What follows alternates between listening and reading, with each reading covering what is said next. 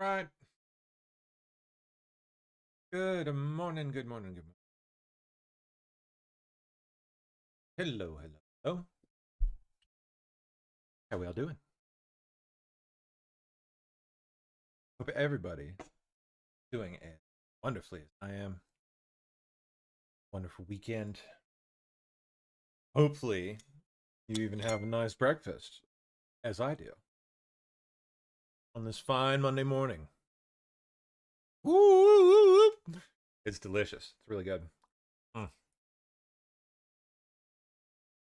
Black forest ham, egg, cheese, sriracha, and little pickles. Little pickles. Best part. That is good. All right.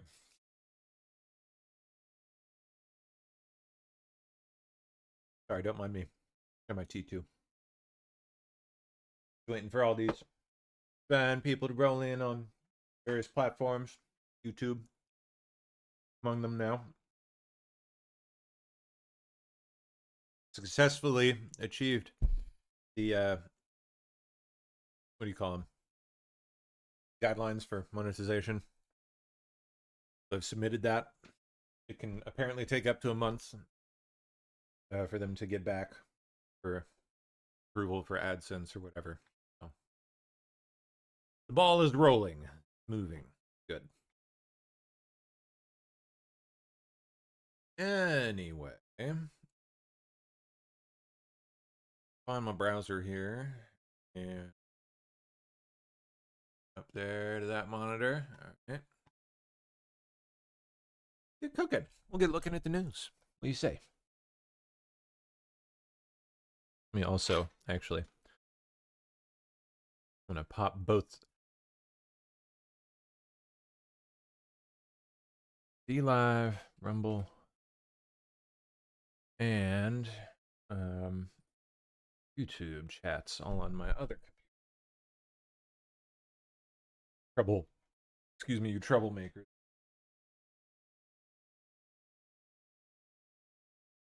Right. Oh no, why am I not logged in? That's poopy. Oh well, alright. I'll fudge with that in a minute. Let's get some clips cooking. That's what I say we do.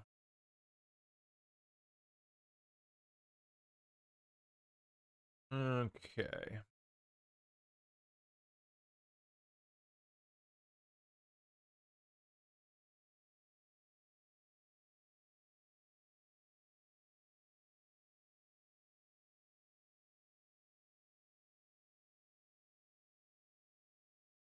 Here we are.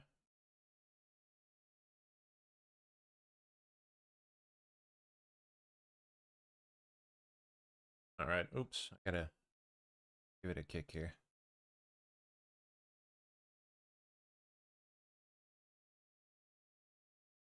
Hey, that's weird. Oh, good. All right. It's working now. Cool. All right. Let's see. I don't know that I really have all that much tagged. Oh, Kamala. Kamala's being. We got a word salad. Hold up. At least I assume we do. I mean, inevitable, right? And here's the other thing that is quite unprecedented. And it was the tightest, closest presidential election in the 23rd century. He wiped the floor with you, ma'am.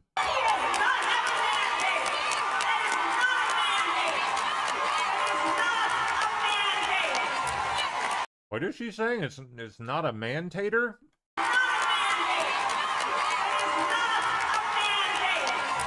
A mandate? Oh, a mandate. Not a man. Yes, it is. It's actually. Yeah, it is.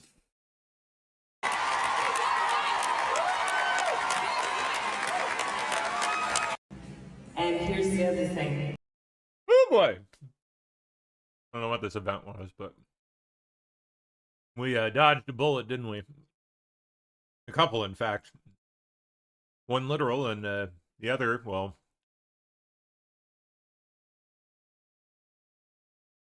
Oh, Clapper. Yeah, James Clapper has been rather quiet, hasn't he? Obama ordered Clapper and Comey to blackmail President-elect Trump. Indeed, Clapper's like right at the tip of this whole thing. So is he talking? Did Clapper turn rat?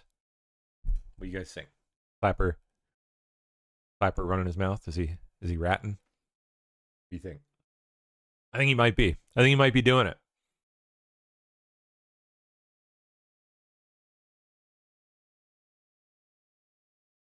Speaking of, when was the latest, when was the last interview he gave? Anyone know?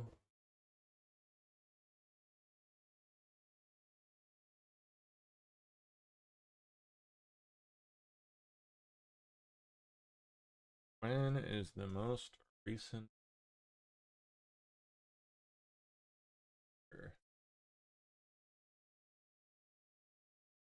The for print given by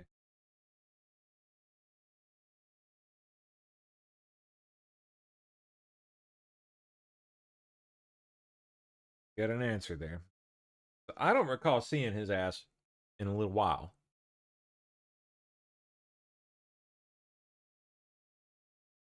Oh yeah, there was that one where we discussed lowering up. Remember that? Ha! That's the last one I remember.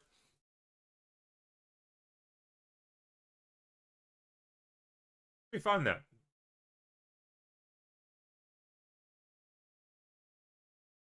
See here. Oh look, there's me. Hello. God, that does look a little bit dark. Brighten that up. Oh no, see, it's better on this monitor. That's weird. No, strange. All right, James Clapper, lawyered up. Let's find it. We turn now to the former director of national intelligence. That's 7 years ago. We want this year. Here it is. When the director says that she's referred these filings to the Justice Department for a criminal investigation, tonight we're told they formed what is called a strike force. Do you have concerns that they will attempt to prosecute you? Well, certainly I do. After 8.5 years of this, and I don't know of an intelligence product that was more scrutinized, more investigated than that product was by numerous people. It's very disconcerting. It really is. And I take seriously when the President of the United States accuses me of being a participant in a treasonous conspiracy, which is ridiculous. Yeah, what's your reaction to that? It's ridiculous. It is untrue. So what will you do if they come after you? What is your plan? Well, I'll lawyer up, I suppose. Already have. You've already hired attorneys in case of, in anticipation that this Trump Justice Department could try to prosecute you. We've had sort of perpetual attorneys since I left the government in 2017. God, it's so difficult to hear. All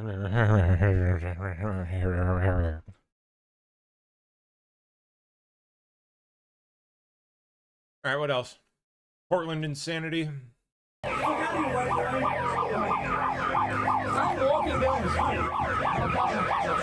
Sordor is due to be arraigned today at 2 p.m. Pacific time, so 5 p.m. Eastern, for disorderly conduct.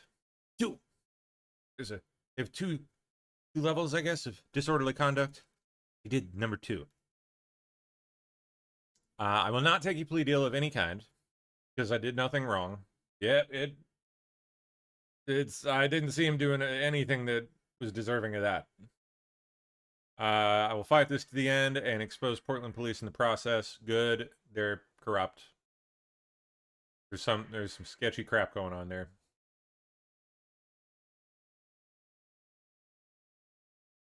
Okay. Confrontations outside Portland ICE detention center after a driver says a protester spit on him. Case in point here, look. Who gets in trouble? Oh, the person who got spit on, the driver who got spit on. gets told to leave.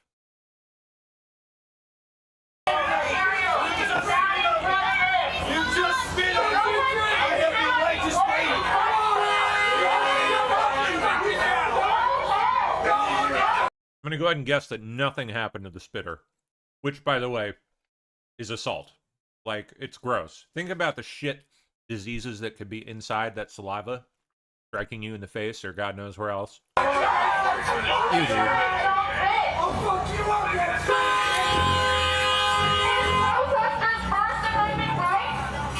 I don't know about y'all, but I'm not trying to catch Hep C on my morning commute, all right?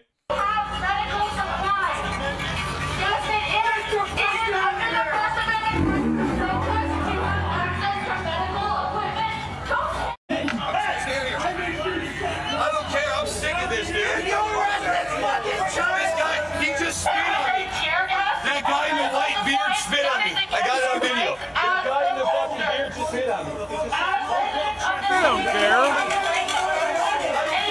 They don't care, man. It's Portland cops. They don't give a shit.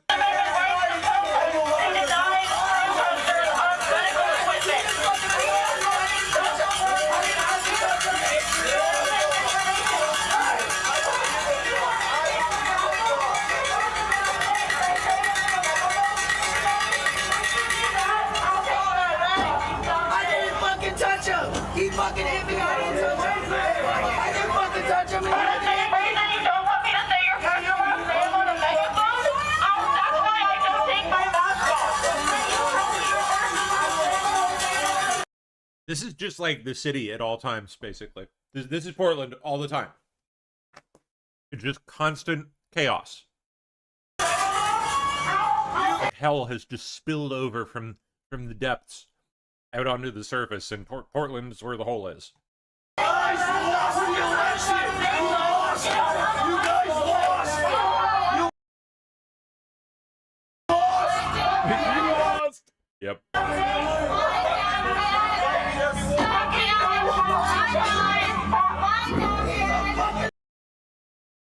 Crazy.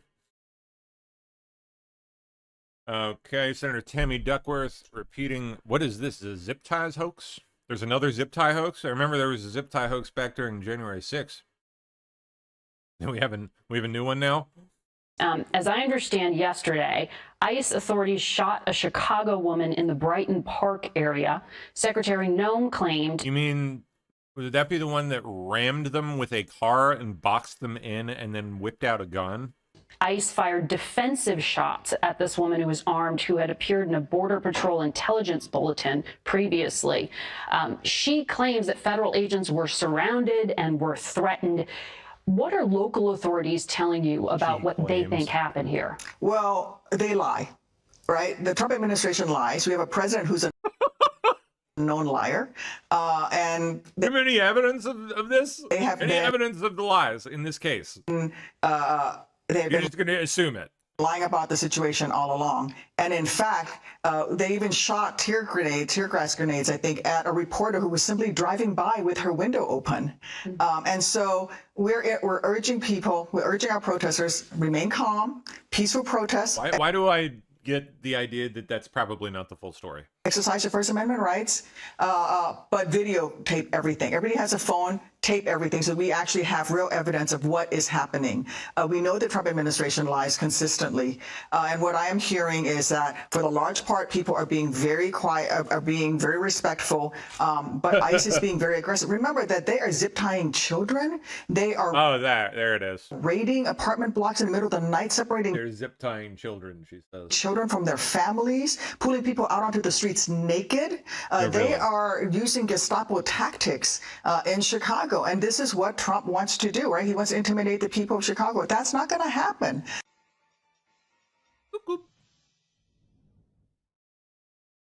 Keep in mind, though, as cuckoo as this is playing in being treated in a very serious manner on Face the Nation, CBS.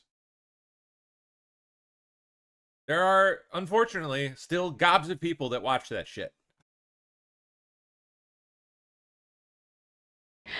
She claimed Zero pushback from this one. Zilch. Nothing. And why would she? That's her job. You know, to give zero pushback. This is good fun. U.S. Immigration Customs Enforcement, ICE, posted this from Portland. They see me rolling, they hating, patrol Trying to like not catch a copyright strike on that, but and trying to catch me right. they riding dirty for sure. Probably packed with drugs in those pockets, and maybe a used needle or two or three.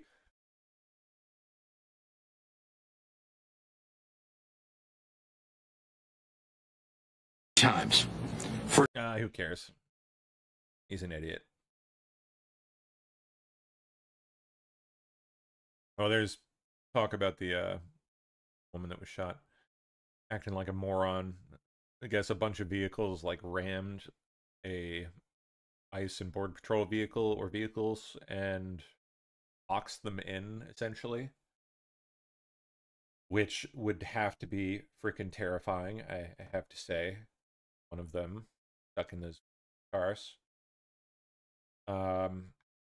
Especially when said woman pops out and has a gun. Like, what else are they supposed to do? They're boxed in on all sides by people who have rammed their vehicles, and now there's a gun in play. Like, I don't think, yeah, she's fine, right? She can die.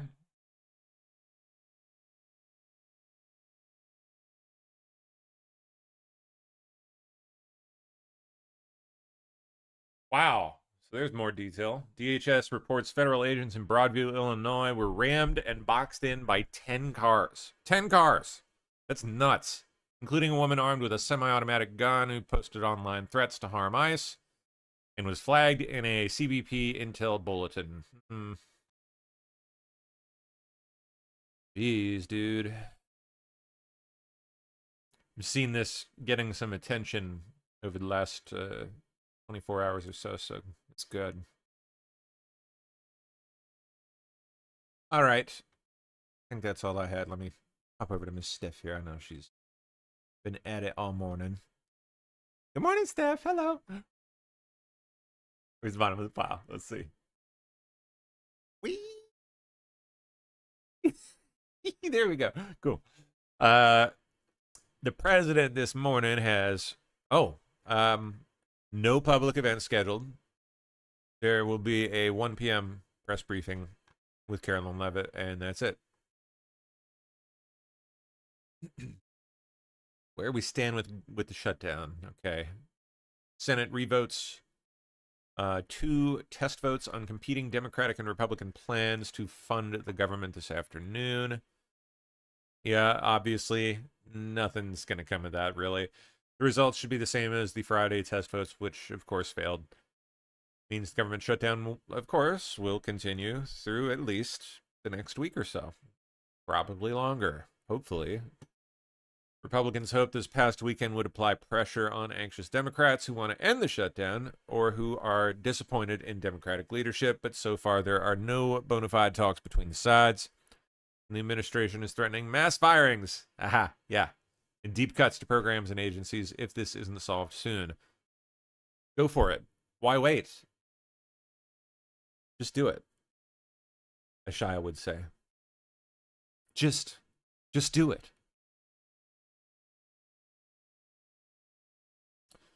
The House remains out of session this week. House Speaker Mike Johnson won't bring back the House until the Senate approves the House-passed spending plan. Revotes come at 5:30 tonight. Destined to fail, of course. They need 60 A's. They ain't getting that. Not now. Supreme Court Justice Clarence Thomas is about to have a field day as SCOTUS and is now set to consider a whole boatload of fun cases on LGBTQ, birthright citizenship, and reining in independent agencies who have strayed from Article 2. Oh, tariffs too, yeah. Death penalty in low IQ cases. Oh. Interesting.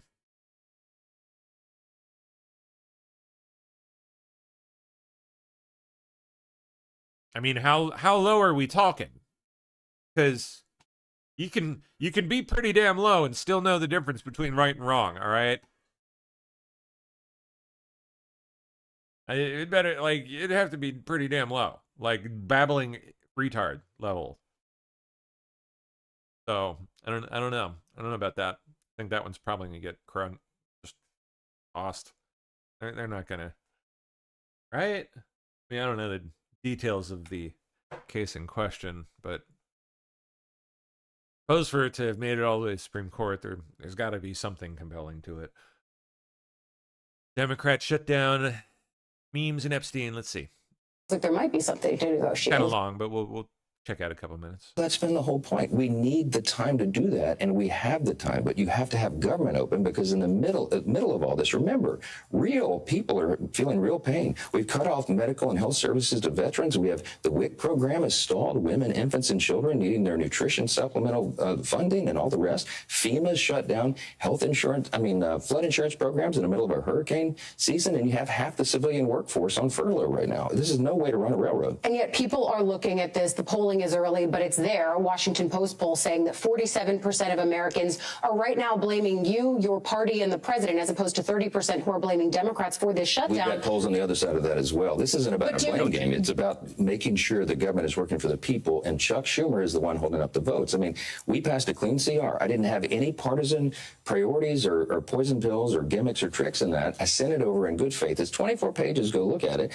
And look what Chuck Schumer sent back in is a counter proposal. He wants to add $1.5 trillion in new spending to a seven-week funding stopgap measure. Trying to claw back. He wants to claw back the $50 billion we set out for rural hospitals. But when you look at the fact that the president False alarm. is tweeting pictures of Democratic leadership in sombreros, when he's saying that Russ Vought, the head of the OMB, is the Grim Reaper with a scythe, is the president making Republicans' messaging job far harder? Is that how you would be messaging this? I think the president's team is using social media and all of the tools there, memes and all the rest. But does that help you? Well, no, I think what they're doing is pointing out the absurdity of Chuck Schumer and Hakeem Jeffries' political position. But in the middle of this, real people are harmed. And I can tell you, because I talk daily, almost hourly with the president. I've spoken with Russ Vought in the last 48 hours. They take no pleasure in this. They don't want to do this. They're put in this position by the Democrats in the Senate. They're the ones that chose to shut the government down and to put this responsibility on the Office of Management. Yeah. I don't know. If I was him, I'd enjoy it. If I was Mr. Vought, I would be having a blast. U.S. Supreme Court, excuse me, looks to start consequential new term. More detail here. We'll hear the first oral arguments of its new term today, with several high-profile cases already on the docket. We'll hear arguments on such consequential cases as the president's power to fire individuals on federal boards, the president's authority to impose tariffs. Should be cut and dry, I would think. Transgender participation in sports? No. How about no? They just don't. And conversion therapy. Oh, really? We're back there again?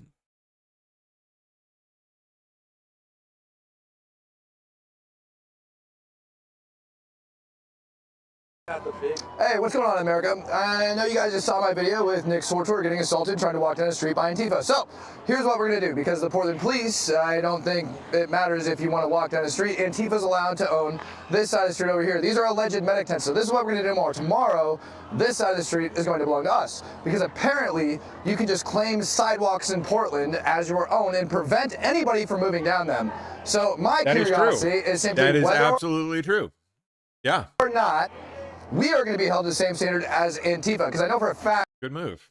the people that live in this building, because I've talked to them all day long, they are actually upset of all the tear gas, all the rioting, everything else that's going on inside the All building. that. So, I'm checking out my hotel tomorrow, and you know what? I'm a Green Beret. I've slept in a hell of a lot worse places than the streets of Portland. I need some folks to help me pull. Well, alrighty then, sir. I wish you luck and pray you do not get turbo stabbed by a homeless person. while you're sleeping. All right, we lost our spot there. There we are. Been assaulted here, and we're live, right? We got it. Okay. So now we're gonna get assaulted. You're gonna be pushed. You're gonna be. Don't do that.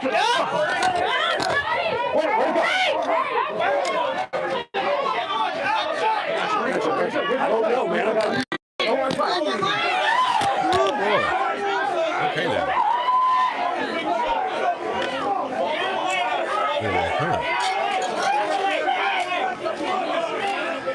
He is just freaking bonkers chaos at all. Like, look at this one. What is even?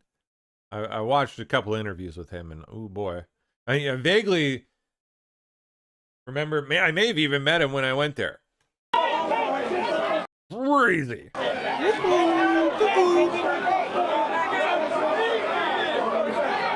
It's the whole city. The whole city's freaking nuts.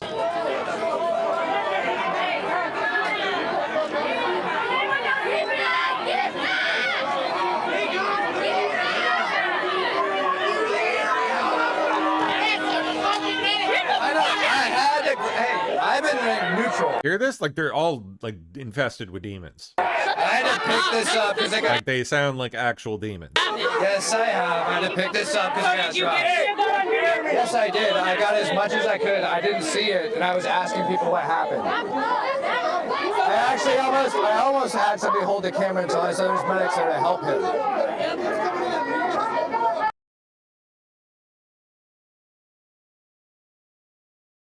Yeah.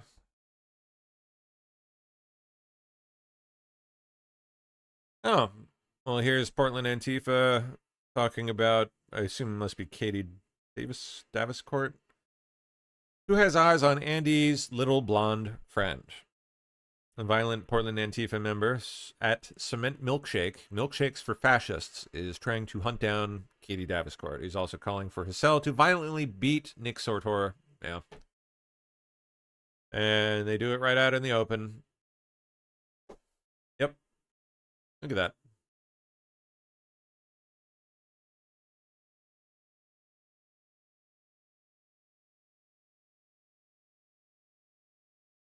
All right, I want to walk through. I want to give a tour of the camp. So, all right, let's go. Ready? You have to go with me. Yeah, we're going through the camp. Okay. Oh, I watched this earlier. Yeah, this morning.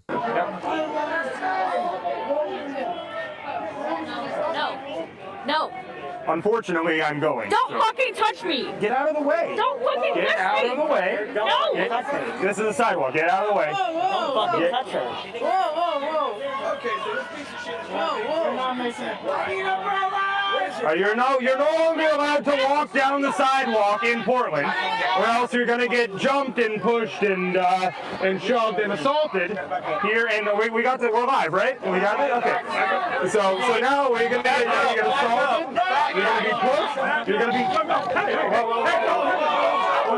Don't do that.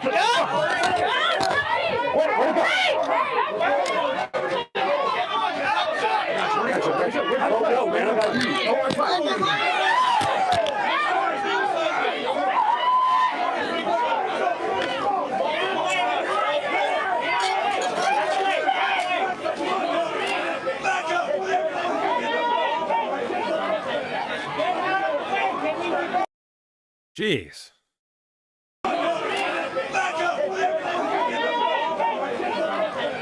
No idea.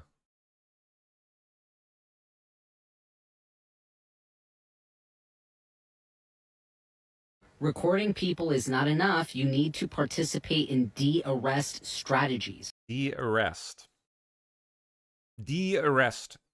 strategies. As in, after ICE has taken someone, you assault the shit. Apparently, that's what they're going for. They're suggesting that they just assault the ICE officers and take the person back. Is that what they're going for? De-arrest? Okay, I'm sick and tired of seeing people stand around and just watch their friends get kidnapped and then record that interaction and put it online like they're some kind of hero. You're not a fucking hero. You're a fucking coward. You're a piece of shit. So participate in de-arrest. What does that mean? What does that look like? It means that you physically... Or I could participate in deportation. Get in between the kidnapper and the fucking victim. Okay? You don't have to fight anyone. You don't have to be stupid. But you do have to get in the fucking way. Recording people is not... Okay, Napoleon. Portland police just arrested a notorious Antifa militant who calls himself Gent, accused of bumping and spitting on MAGA patriot Thomas Allen, who's been out here supporting ICE agents. I guarantee it. Oh my God. I guarantee you, most of these cops. Oh my God! Look at him! Look at him! That's what you get, bro! That's what you get! That's acting. That's totally acting. That's acting? Okay, this Portland police officer says it's acting. And he came running up only when the cops went by and got in my face and was What's this guy? bumping my belly. Guy. And spit his... So he made contact with you? He made contact with me. And he spit at you? Well, no, he was yelling and it spit in my face and it was disgusting as hell. Okay, so it was like the spittle. Got it. And now he's on the ground right now in handcuffs. Oh my God, hurry up, give me up. Oh! Yes, sir. Oh my gosh. Oh! Theater kid. What happened? I don't know, you just... Thank you guys. You saw... Oh, woe is me. No, Oh, my back. I can't breathe. I can't breathe. I can't breathe. Stay off the stairs, please. My neck, my back, I'm not saying it. Fuck you. Oh, please, you're a pussy. White bullshit. Why are so many white people pussies, honestly? He didn't touch you. Everybody thought he didn't touch you. Wasn't there a song about that? Rather vulgar. Defenders of justice. I hope you're proud. Are you proud, boys? Huh? Wow. Gonna get a lawsuit out of this, I guess. Maybe Ben Crump will come save the day, huh? Want proof that Portland police are allowing Antifa to take over the streets? Well. Look at that.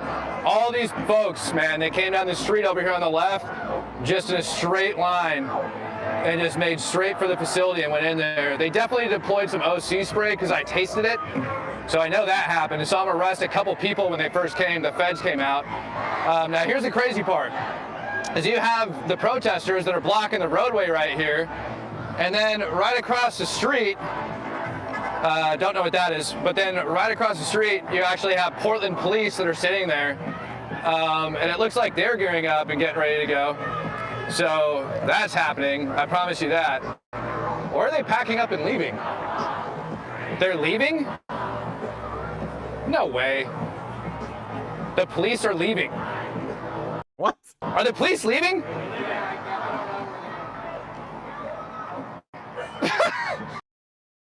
Do those shirts say the humble boys? So this is like the Proud Boys, but like extra gay. You gotta be kidding me, man. Like really, really, really gay. Look at that. I guess so. Never heard of it, but.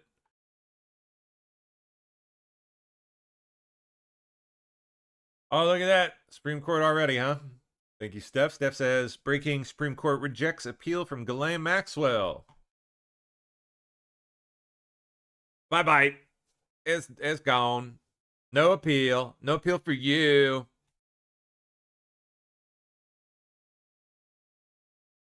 Yep. It's out. See, we got it here. No, not yet. I'm sure we'll have some stories on it in due time. All right, back down here. Where were we?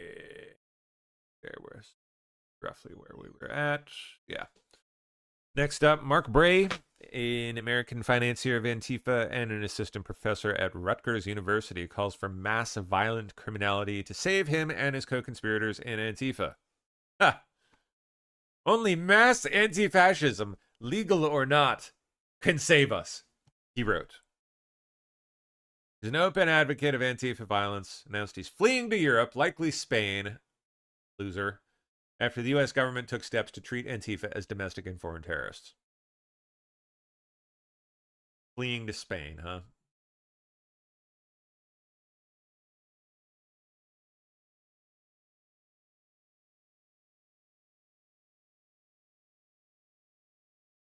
Well, like quite a winner.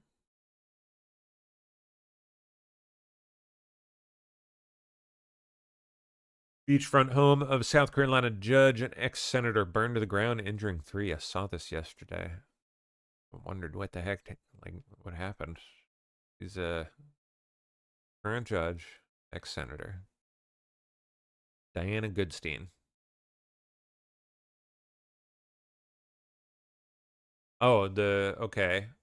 So the former state senator is her husband, Democrat Arnold Goodstein. Like quite a nice house. Used to be anyway. Shoot. Well, I hope all are okay.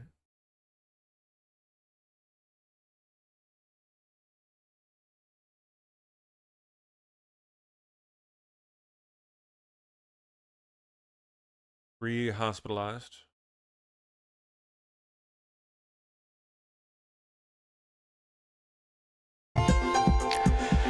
More news for you. In the town of Edisto, 3 were transferred as the result of a fire. That's according to a spokesperson with the Colleton County Fire Rescue Department. Details still remain unclear, and SLED did not provide the address of the fire. What we do know is 1 person was flown to MUSC by helicopter and 2 others were taken by ground transportation as a result of the fire, according to Colleton County Fire Rescue. SLED is still investigating the incident. A statement from South Carolina Circuit Courts reads as follows, quote, Chief Justice John W. Kittredge is aware of an incident involving Circuit Court Judge Diane Goodstein. At this time, SLED is on the scene and will begin investigating as soon as the fire has been contained. For updates, visit our website at abcnews4.com. Okie dokie. Thank you, sir.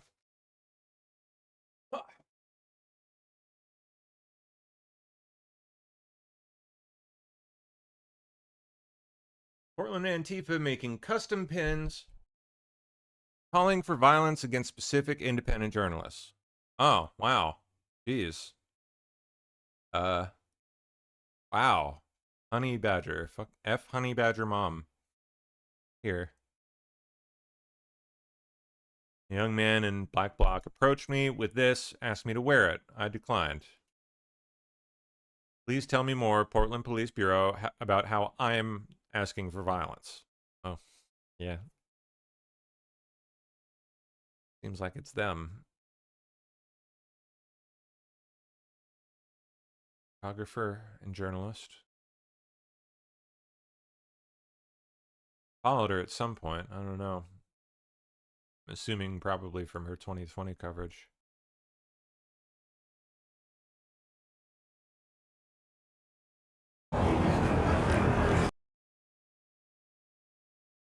That's crazy. That's how it works out there. I mean, that's why the people that I talked to all those years ago were just terrified to have their face out there. Scary. Hopefully that that will no longer be the case in due time. Hopefully very short time. Okay, great news here from Trump. Oh, good news for the holiday season, he says, just out. Early prices are down while tariffs are making our country an economic power again. Also, virtually no inflation as stock markets continually hit record highs. Best of all worlds for the USA. Well, hey, look at gold, man. Gold's dang near 4,000 an ounce, isn't it? Oh shite! It's gonna hit it. It's gonna do it. For 39.62. That is up like 7-something% in a month. Jeez, that is out of control. Almost 8% in a month. That is wild. Year to date up, oh, dang near 50%. Wow. That is freaking nuts, man. I have 1 ounce. That's it. Wish I could say I had more. That's all I got. Better than nothing.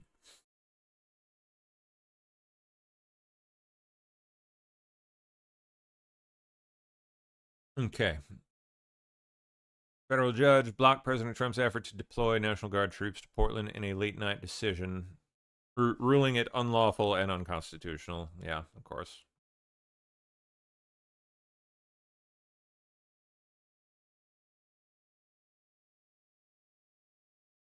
Federal judge appointed by Trump blocks admin from sending National Guard to Portland. Here's talk about the decision. Good morning, Janae. And that's a major rebuke to the Trump administration. A federal judge is blocking the president's plans in Portland just hours after Secretary Noem said she'd already requested to send troops there and to Chicago. Overnight, a major ruling against the Trump administration. A federal judge temporarily blocking the president's plan to send National Guard troops to Portland. The judge, who was appointed by Trump, saying the administration's description about chaos in Portland is simply untethered to the facts, and the president likely exceeded his authority under the Constitution, adding that the protests in Portland have not been significantly violent or disruptive and are insufficient to federalize the National Guard, writing, "This is a nation of constitutional law, not martial law."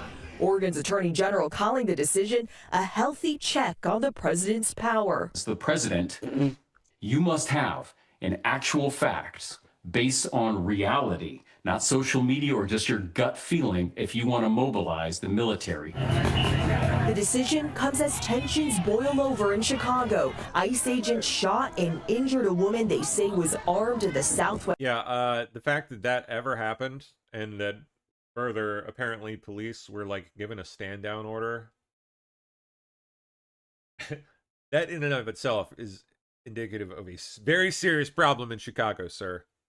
West side of the city after federal officials say crazy they were rammed by vehicles and boxed in by 10 cars. DHS says the incident unfolded when agents were patrolling the Chicago suburb of Broadview. Yep, and apparently police that were on the way to help them were given a stand-down order.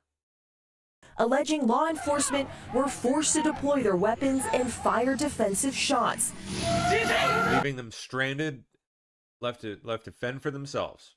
The woman, DHS says, was named in a Customs and Border Protection bulletin for allegedly doxing agents online. No law enforcement officers were injured. The incident sparking more protests in the city after days of demonstrations against Trump's immigration crackdown. They threw, tear gas all over the place, and the cops had to retreat back. None of this is normal. Illinois Governor Pritzker announcing President Trump intends to federalize 300 members of the state's National Guard. Posting about the Trump administration, it is absolutely outrageous and un-American to demand a governor send military troops within our own borders and against our will. The White House telling ABC News the troops are necessary to protect federal officers and assets, and that Trump won't, quote, turn a blind eye to the lawlessness plaguing American cities. So the president has already sent troops to LA. Can't do it. Okay. More on the judge blocking the deployment to Portland. The law specifically says that the president can call into federal service units from any state. It does not say the Guard is restricted within its own state. And of course, once the president federalizes troops, well, the jurisdiction extends federally across state boundaries. The law specifically says that the president can call into federal service units from any state. It does not say the guard is restricted within its own state. And of course, once the president federalizes troops, well, the jurisdiction extends federally across state boundaries. The law specifically says that the president can call into federal service units from any state. It does not say the guard is restricted within its own state. And of course, once the president federalizes troops, well, the jurisdiction extends federally across state boundaries. The law specifically says that the president can call into federal service units from any state. It does not say. Sorry, I just let that loop like 3 times, didn't I? I was absorbed in my phone like an idiot. Messaging someone. My bad. My bad. Matt Walsh says it's time for President Trump to openly defy these judges. After Trump was blocked from defending federal property from insurgents. What? Some random federal judge has no authority to decide how, well, yeah, how and if troops are deployed. It's cuckoo. OpenAI places a huge order for AMD chips. Really? Whoa. Okay, that seems like a big deal.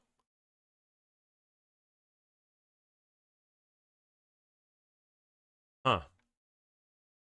AMD announced a new partnership on Monday in which OpenAI will invest in AMD as it delivers 6 gigawatts of AI chips. No more detail than that, really. I mean, NVIDIA's been it, basically, for a while now. AMD just kind of lagged behind.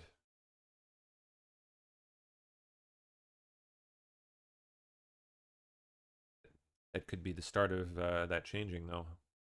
Wow. Okay. Yeah, all these people that say Portland's so nice are actually running the Portland Marathon behind me. But right down here, a block away, it's all homeless. All homeless. Down here, everywhere you go around Portland is homeless. Homeless encampments, drug abuse, people shooting up on the streets, crack addicts everywhere, fentanyl everywhere, because they don't police drug abuse. They don't police Antifa. This entire city went from a beautiful, world-class city 15 years ago to a hellhole because of leftist policies. Anyone who tells you otherwise is a liar.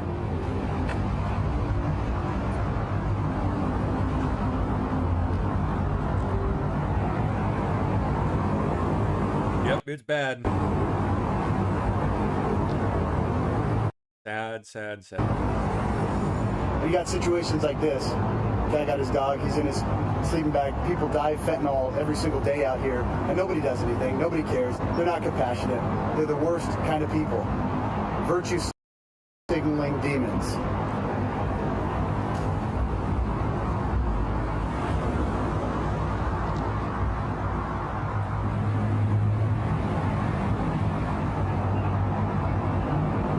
What do you think about when the mayor says everything's cool here and it's under control and they care about the people? It's bullshit.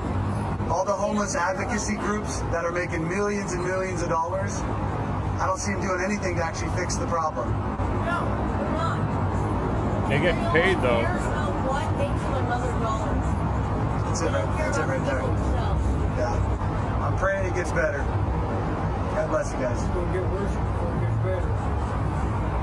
I'm worried you're right. All right, well, blessings on your day. Thank you for letting me spend a little time with you. That's the story right there. Virtue signaling by a city and by these NGOs that are making millions and millions of dollars but not doing anything to actually help the people. You heard what he said. It's going to get worse before it gets better. Literally. Marathon?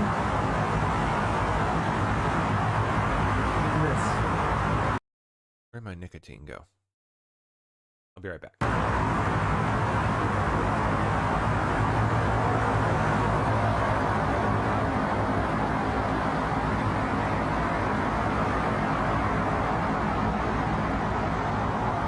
Marathon. This is what leftism gets you. They can pretend it's good, but when you're running the Portland Marathon, and this is what you see all over the city, it's hard to avoid it. This is what leftist policies get you. A destroyed city, a destroyed state, a destroyed country if we don't kill the cancer. You need more than National Guard in Portland. You need Jesus back in Portland, but you also need National Guard. God bless ICE, God bless Border Patrol, God bless all of our law enforcement and our military.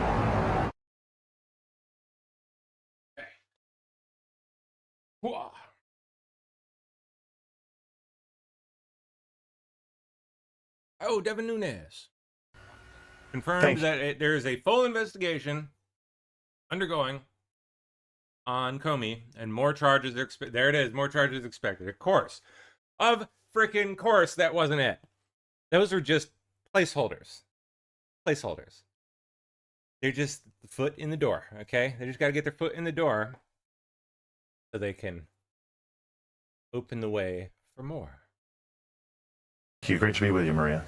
I want to get your expectation of more charges to come against Jim Comey and more of his colleagues who worked on the Russia collusion story, pushed it through across the world. What are you expecting?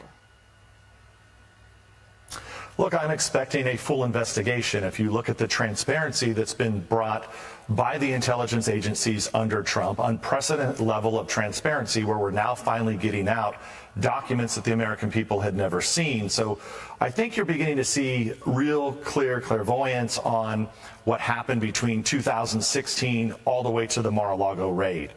And I think that's where, culminating with the Mar-a-Lago raid, is where I think I really still have a lot of questions of documents that really need to get out there.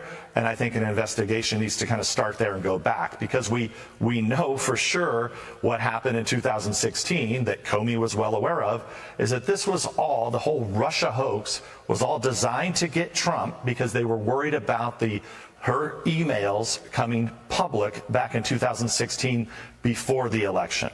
So I think we have real clairvoyance there, Maria. You've covered on your show for many years.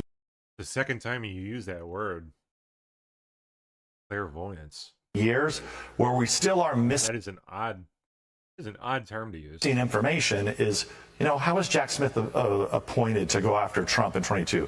Who decided to raid Mar-a-Lago? What documents were they looking for? These are all the questions that still remain to be answered, and I think where the investigators need to start from there and go back. What is different about Grand Conspiracy? What does Grand Conspiracy tell us if, in fact, they are able to put the puzzle together that, yes, this has been a conspiracy since 2015? It has. Well, I think you just have to answer yourself the common sense question, is was it a conspiracy or not? And clearly, unless you've been hiding under a rock somewhere, this has been a conspiracy to weaponize the U.S. intelligence agencies against the most popular Republican since Ronald Reagan, and that is President Trump. And the people. He became very popular in 2016, was a popular president, remains popular, was reelected president. It was all designed to target and take down one of your political enemies, so much so that they actually raided his home, a private home of a former president at that time. I mean, these are not things that allow a republic to be in a situation where it can withstand the long run if you have intelligence agencies that are effectively working with the fake news, working with nonprofits, all to benefit one political party. And that's what you've had. So it was a conspiracy. It is a conspiracy. He's not wrong about that. Like, if any of that is allowed to stand long term, toast. And so whether or not you can make those, the whole freaking thing is cooked. Charges. I'm not a lawyer, never been a prosecutor, but I've done a lot of these investigations. And to me, really what matters is the court of public opinion. Yeah. What matters are the statutes and law. And I would, from my vantage point, it's pretty clear that there was conspiracy on a number of fronts. Most importantly, I think lying and misleading, I think that's a key word, misleading Congress and other investigations. As you know, there were, some 5 different investigations that occurred over the last 7 years as it relates to the Russia hoax, Ukraine impeachment hoax, and all the other hoaxes that did what? Targeted President Trump and his family. And I talked with you throughout this 10-year period over and over again, and I remember many years ago you would say, we've asked them for these documents, we've asked them for that document. A lot of good that does, right? And they sat on it and waited and did not give you the You can ask until kingdom come. documents as chairman of These people... of the Intelligence Committee or ranking member as the Intelligence Committee, you demanded these documents. Tell us how specifically They will stonewall, they will pussyfoot, they will... Jim Comey and others may have misled you and the Congress. Yeah, well, I can say this, is that those days are over, right? Now the president's made me chair of his intelligence board. We are working to help declassify where we can. That's right. And all the information. Ezra Cohen-Watnick, too, by the way. That you now... is part of the declassification board. I believe the co-chair. I forget what position he holds now, but he's been on the declassification board for quite some time. Are seeing come out. Where I think where it's pretty clear is let's talk about two interesting dates, Maria. One was in August of 2016. Think about that one, by the way. In the Obama White House with Biden and a bunch of other cast of characters there, including Comey, including Brennan, where they are told by Brennan that, hey, there's a hoax going on. That's my word. You know, that basically they're looking, the Hillary Clinton campaign and the DNC are looking to frame President Trump, or at that time, candidate Trump, with this Clinton email scandal. If and when these emails come out, they wanted to make it look like it was the Trump campaign working with Putin. They knew that in August of 16. Now, how is it possible that all of these cast of characters that were interviewed by multiple, not only the House Intelligence Committee, but also in the Senate and Horowitz and all the way to Durham, they just had amnesia, just forgot about this. They all those years went by and they don't remember that this was a cover-up for the Hillary Clinton email campaign? Nonsense. We know that's not true. They had to have known it. So what's the other important date? The other important date is in August, ironically, almost 6 years to the day, August of 2022, where they raid Mar-a-Lago. Many of the same people were involved in that. Not Comey, because he had been fired. Pretty much all of them. But others who had been in the first Obama term, all the way through, were then put into the Biden term. I mean, people like Lisa Monaco, who was the deputy attorney, waltzed right into it. Attorney General. I find it hard to believe that she was not behind and had knowledge about what happened at the raid of Mar-a-Lago, because I believe that Garland, although maybe he knew about it after the fact, but if you remember, he didn't seem to know much, and they didn't find what they were looking for because it took him 3 days after this magnificent raid with all the cameras there that clearly were tipped off about this digging through the panty drawer. Mar-a-Lago raid happening on President Trump.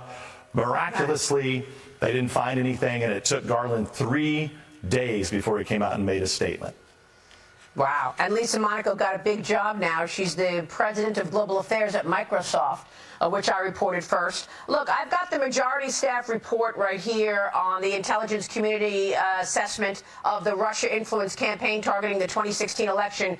You believe that was one of the things they were looking for when they raided Mar-a-Lago, but it wasn't there. Oh, wait, for what? The assessment of the Russia influence campaign targeting the 2016 election.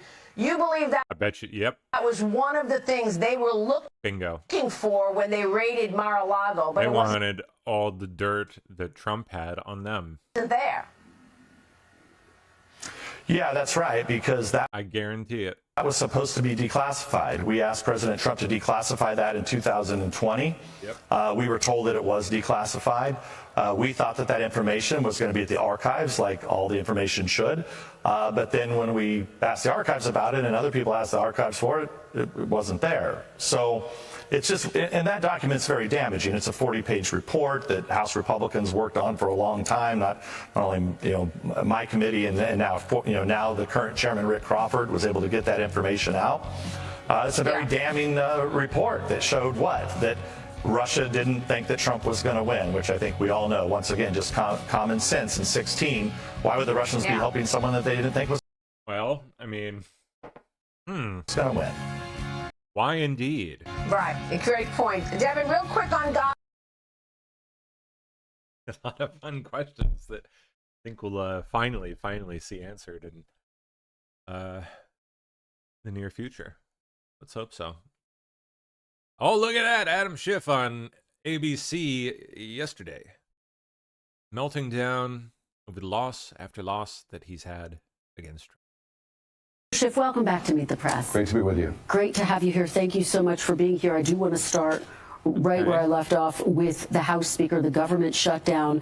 3 of your colleagues in the Democratic caucus have broken rank. They voted with Republicans to keep the government open.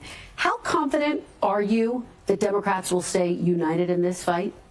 I'm confident all Democrats understand that millions and millions of their constituents are about to be priced out of their health care. I was in California last week in Oceanside and in Anaheim. Average families of 4 are going to see the premiums go up by $900 to $1,000 a month. No one can afford that, and that's going to happen all across the country. So I think all my colleagues understand the crisis.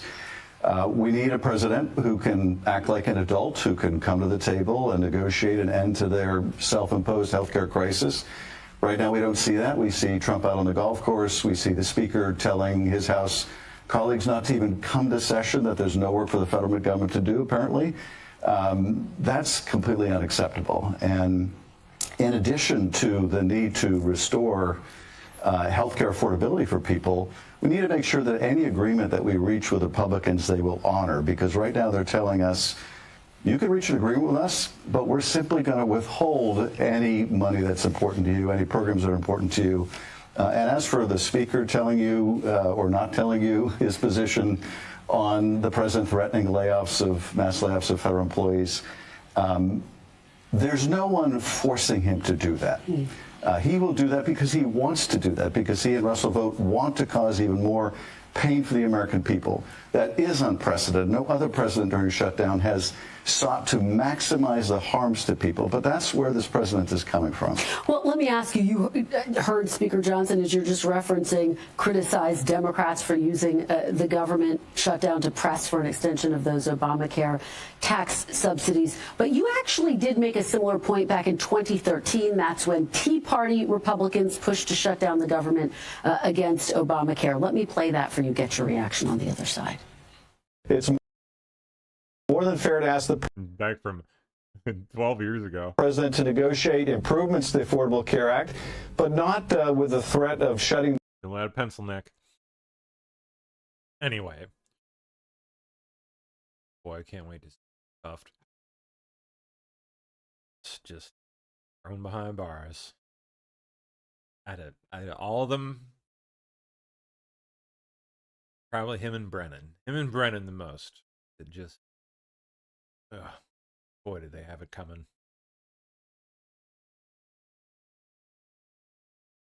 Don Lemon out there in New York City. Man here tells Don that he loves the Trump admin deporting illegal immigrants. I love these. These are the best. When Don Lemon runs into someone that he assumes is going to be one of his. How do you feel about the ICE raids? The who? ICE raids. Like immigration. I feel good about them. Yeah, you want to crack down? I feel good about them. More, yes. You do? Yes, been wanting it for years, all my life. And what about them, like, roughing people up? Nah, that shit crazy. Don't put your hands on nobody. That's crazy. Don't hurt nobody. We'll do it the legal way. But that's what they're doing, though. That shit ugly. Then no, I don't feel great about that. I mean, don't hurt nobody. At the same time, they got to go. Get them out of here.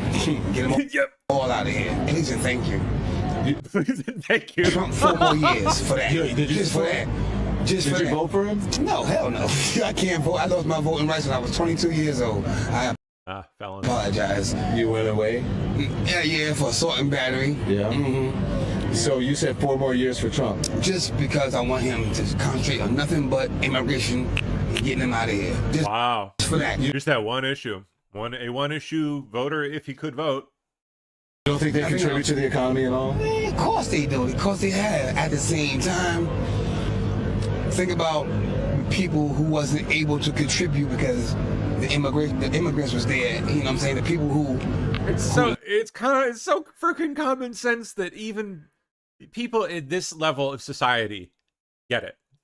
Live here, who was born here, was raised here, who has the same skill set that they have. It's so simple. Like, it just boggles the mind that people like Don and all his lot just fail to see something so freaking obvious. But wasn't able to do their job because they were there illegally to do it. Now the people who's here legally, like me, I guess you, him, can't do their job because them people who are illegal are doing it, which is not cool for us. But you know they're having trouble filling jobs. They can't find people to fill. Oh my goodness! Here he goes. Shit, they're getting rid of so many people. Okay, what kind of jobs are they? You know, all over in the service industry and farming. Because it's like everybody got to reset.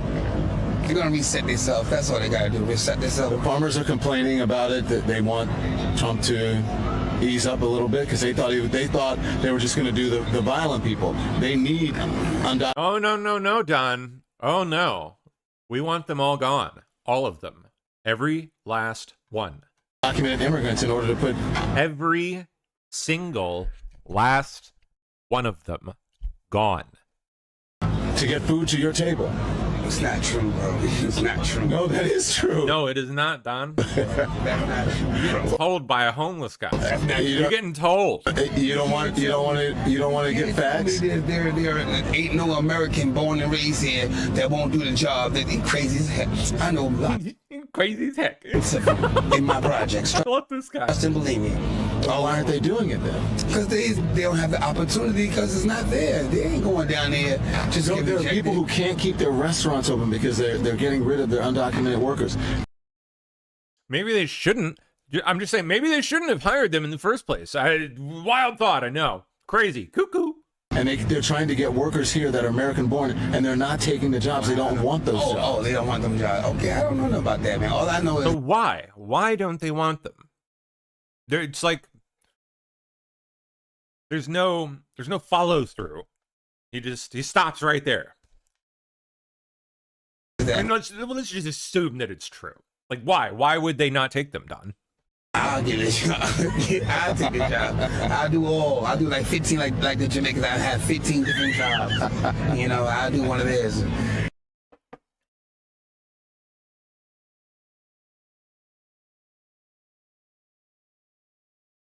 Multiple law enforcement sources confirmed to Fox News that Chicago cops, here it is, were instructed by their chief of patrol to not respond to the border agents' call for help.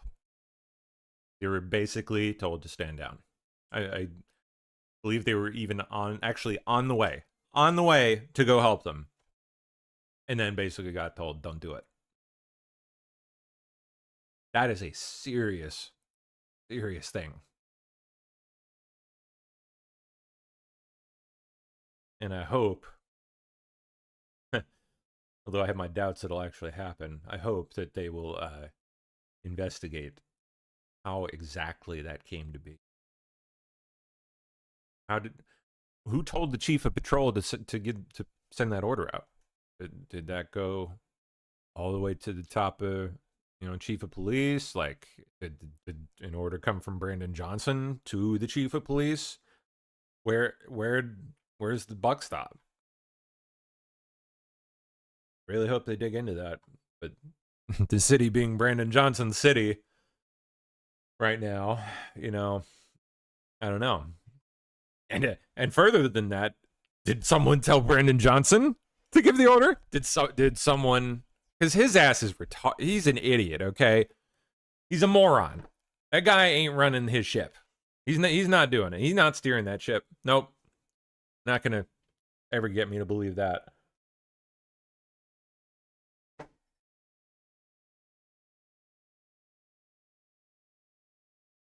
Oh, here it is. Dispatch audio confirms Chicago police were, in fact, ordered not to assist. Okay.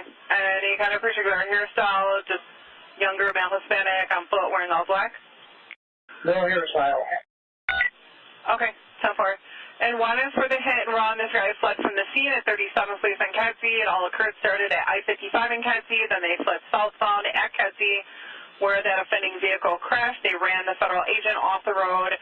They fled on foot westbound 37th Place from Kedzie. It was a male Hispanic younger wearing all black clothing. 90 man. Yeah, send the cars in that direction. Have them stay put 2 or 3 blocks away, all right? And have them hold tight until I give you further direction, please. Okay, so for infantry units responding to 39th Place in Kedzie per 999, if you guys can just, for the units responding to 39th Place in Kedzie, if you guys can start heading there as quick as you can, and then just hold tight for instructions with 999. 999. 999. For the chief of patrol, clear everybody up. We're not responding over there. We're not responding over there. Radio check. Again, per the chief of patrol, we have all the units that, per 999, chief of patrol said all units clear out from there. We're not sending anybody over to that location. Dude, what the 62, we're going to clear out as soon as we can. 5, What do you want to bet that this goes all the way to the mayor's office, dude? we're like What do you want to bet? blocked in over here, so we're going to do the best Anyone? Anyone? Brandon Johnson? we can to Scumbag racist? get out of here as soon as we can. What do you want to freaking bet? Brandon Johnson, stupid ass, gave an order for that to happen.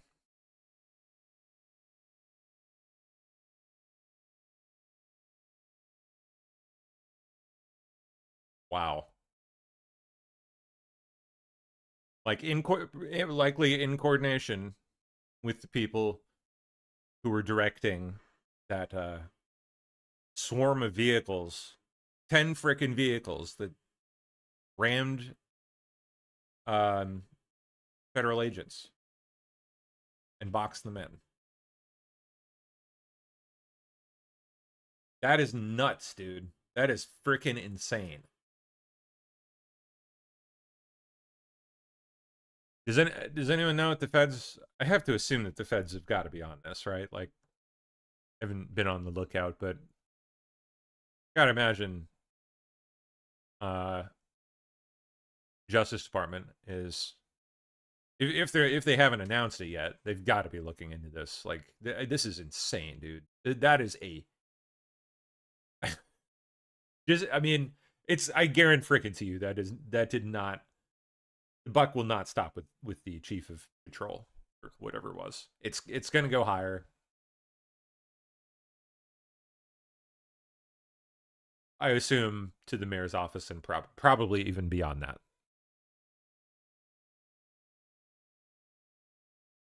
Jeez, man, that is nuts. Like, I've just, like, I'm sorry, I'm like flabbergasted. It's just like listening to that, like you can hear the disbelief in the voices of the people in the, like, on the radio. It's nuts.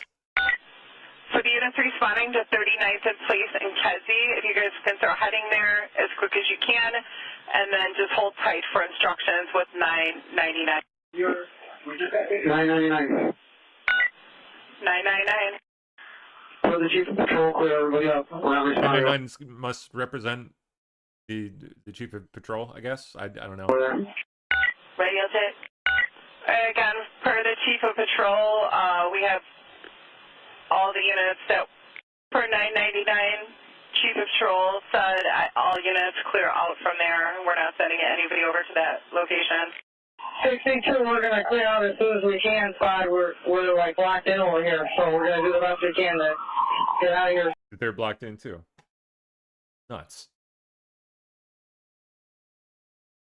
Let me look that up just out of curiosity.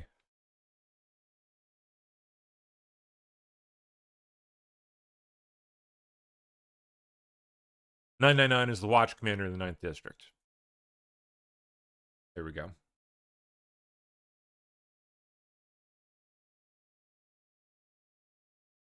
I don't know if that means the same thing as chief of patrol or what.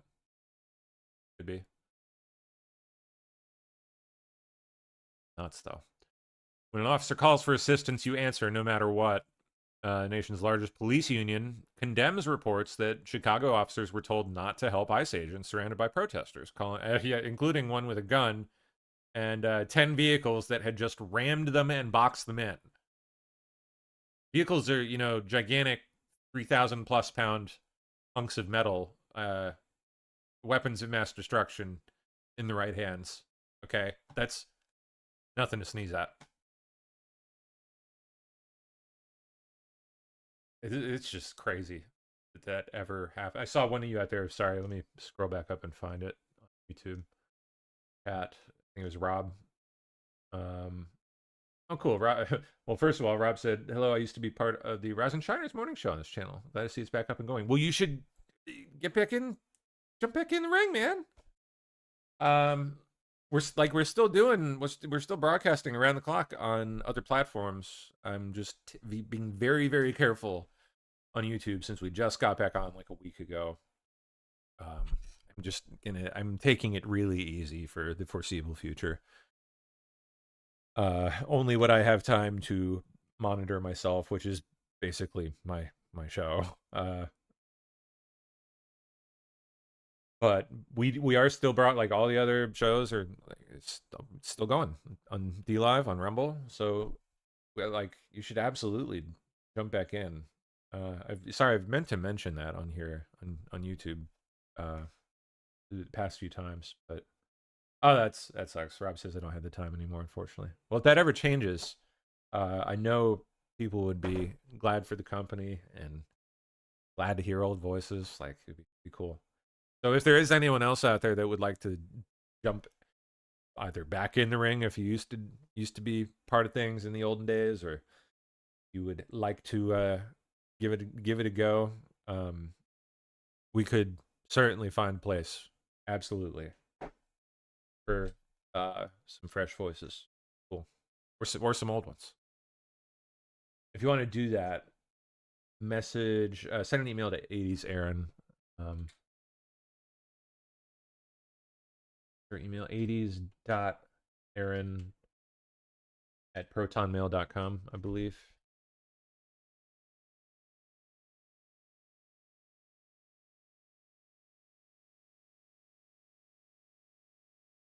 Type it out. There we go. Now let me scroll back up and read the original comment from you, Rob. Looking for. Okay, Rob said, according to my research, anyone who gave or listened to that unlawful order can be charged with crimes. Yeah, I don't know what the details of the law are in Chicago, in Illinois. To say nothing of any federal laws that may have been violated. Who knows? I mean, no state lines are crossed, I guess, but who knows? You would think that there's got to be something.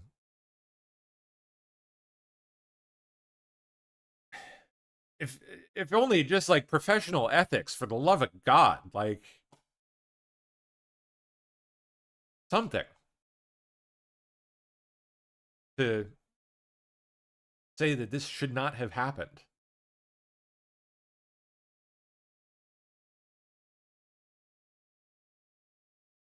So hold on, which police union is this? FOP, Fraternal Order Police. They're a quasi-Masonic organization, if I remember. Sort of, at least in terms of some of their structure, some of their symbolism. But yeah, they're a pretty big deal for them to be saying that. Okay, wow, even these ass hats say the Virginia candidate for AG should drop out of this whole freaking story, oh my gosh, as a Virginia resident, it's nuts that Jay Jones is, well, A, ever said what he said to begin with, and B, is still in the race, like, with no one on his side basically calling for him to drop out.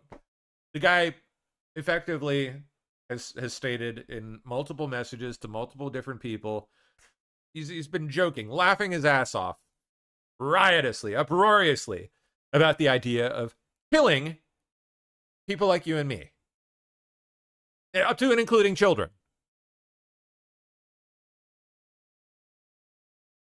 labeling us fascists and Nazis, and up to and including children, and calling for their execution, laughing about it. Even, I think, saying that he would engage in it himself. Freaking nuts. Text messages. Yeah, no, deeply disturbing messages that have been swiftly. Freaking crazy that it's gone on this long, that this story has been out in the ether this long, and this guy is still in the race. And Abigail Spanberger, their governor candidate, still hasn't said, okay, it's time for you to go.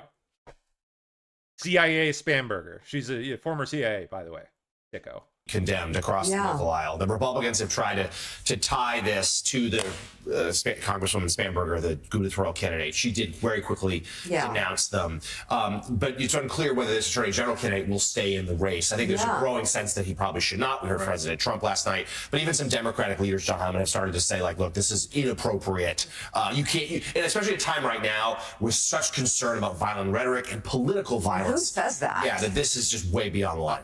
I would say, not to be too much on the high horse, it's wildly inappropriate under any circumstances. Today, tomorrow, 10 years ago, 6 months ago. I think the pressure is going to be on Spanberger and for the whole of the party to ask this candidate to just quit the race, because just both, it's the right thing, and also the political splashback. You don't want to mess with this right now. Who says that? The right thing to do is basically it's nuts. This guy should do everyone a favor and deranged. Yeah, and they're saying this on MSNBC and step out of the race. Yeah.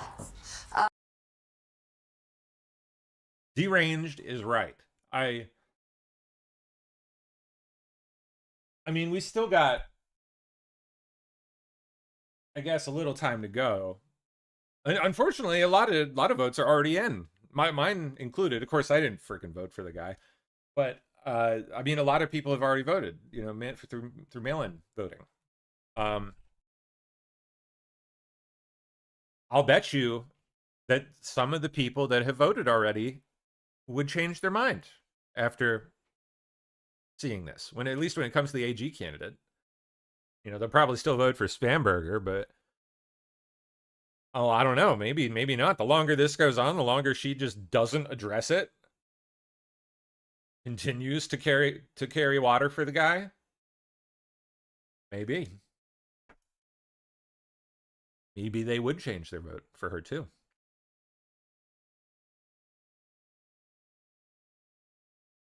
This is a big deal, okay? Like we've had Newsom and what's his name? Sorry, I'm brain farting on our current AG. Jason Miyares. Yep, I think that's it. Who have both been actually great. I was pretty kind of iffy about Newsom when he first got elected, and I have to say I have been rather pleasantly surprised. I think he has done quite well, quite fair. He's been a great governor. Wish we could have another round of Newsom. But the current go round, I have been rather disappointed in the current candidate. I mean, I like her. I think she will probably do a good job, but I'm just talking in terms of as a candidate. I don't think that she was a good candidate. It's Winsome Sears, she's like a black lady Marine. I think she was a Marine, if I remember right. She's nice enough, but it's just he's not. She just doesn't have it, in my opinion. Not what's needed for the current era, current battle that we're in. I was worried that she's gonna lose it to Spanberger, man. Really worried. I don't know. This may change things. This is a really big deal. All this crap with Jay Jones. Oh, here's more on it. This is demented. Trump calls for him to drop out. Of course, I saw his post on that yesterday. is demented. And here we have the Democrat candidate running for Attorney General, the top cop in Virginia, wishing not only that is scary that he had 2 bullets to put in a guy's head, but then he wishes death on his children. And Todd Gilbert has small kids. And for Jay Jones to wish death on his small children is beyond belief. But that is where the violent left of the Democrat Party is. This is where these folks are. You know, we had Charlie Kirk assassinated, and so many folks celebrated in the far left. We've had two Democrats threaten to murder 2 of our delegates running for office in Virginia, and now Jay Jones comes out and says that he has 2 bullets for Todd Gilbert's head and wants to see his children die. I mean, this is unbelievable. And what's shocking also is that after calling for the normal apology, the Democrat candidates, Abigail Spanberger and the rest of them, were out campaigning this weekend like it was nothing. They have got to call for this guy to resign, step down, get out of this race in disgrace, because this is beyond disqualifying. I mean, they're asking people to vote for this guy to be the Attorney General of the Commonwealth of Virginia. Meanwhile, we have the best Attorney General, Jason Miyares, in the nation, and everyone in Virginia should step forward, rehire Jason Miyares, and demonstrate that Virginia stands for the values that not just hold our country together, but we reject all political violence, and we reject anyone that would call for violence on a child. It's unbelievable. Winsome Sears immediately came out and condemned this, and Abigail Spanberger gave the normal, oh, it was wrong, and then's back out campaigning with ridiculous all other the Democrats calling for this guy to win. This is nuts, and this is why the Democrat Party has lost touch with where America is today. Crazy is that? I see Truther for Life asking, it was like a couple minutes ago, where to go. Who's left from the old days, besides me and Radix? Quite a few. All the like MAGA Swagger crew, Salty Crystals, Toot Sweet, Sleepwalker, all still doing it. Obviously, we lost Dirty along the way, and many others as well. I miss Dirty, don't you? Yeah, he's the best. Who else? We got, there's Chris, Kath. Please pray for the Kath, by the way. I think we have an update on her from yesterday. She's been hospitalized with some pretty serious health issues going on. What was it, like they had her like on like a breathing tube, I think. Give me a second. I gotta dig through old messages here. Here we go. She's totally awake, still has trach, and is getting moved to rehab this week. So I guess kind of past a hurdle. Thank God. But I know she can still use everyone's prayers, because I know I can only imagine the road to recovery isn't going to be too fun. Who's the guy with glasses from Pacific Northwest did the news early in? That's Thumper. He's I don't know if he's still streaming on his own. But he was with us for quite a while until maybe like a year ago, and then he just, I think, kind of, it was like semi-retired, I guess you could call it, but I think he kept streaming a little bit on his own. I don't know if he's still going.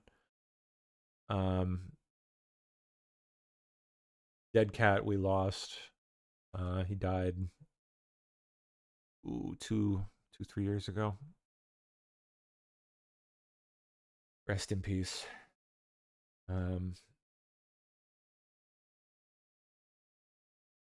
Who else we still got from the early? I know I'm forgetting people. There's just so many to rattle off.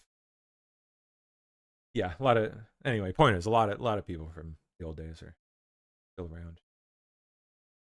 Sassy, yep, Sassy's still here.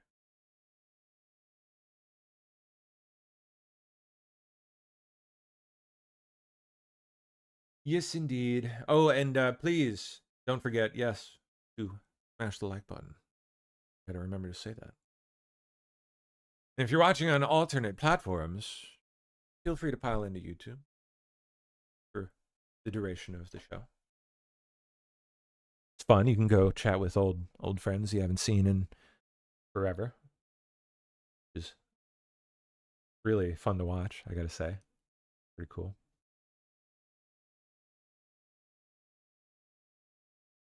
Yep, Truth for Life says this channel and Space Shot 76 were the first ones back in the day. Yeah, we were pioneers in the live streaming space. I gotta say.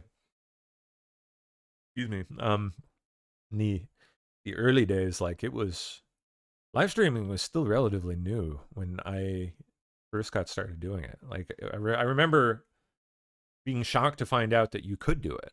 At the time that this was all like first becoming a thing, and I remember info on it. Like I really had to dig to learn like the required tech stuff on the back end, and it was all pretty fresh to the internet. I think YouTube had only relatively recently added live streaming ability. Let me see, when did they live stream? I think it was probably like maybe within the year or two before it started. But it's, like, no one was really doing it still. It was still a pretty fresh new thing.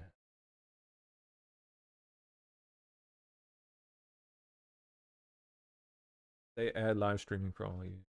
Oh wow, back in 2011, initially only available to a select few creators, but later expanded to all users. Wonder when.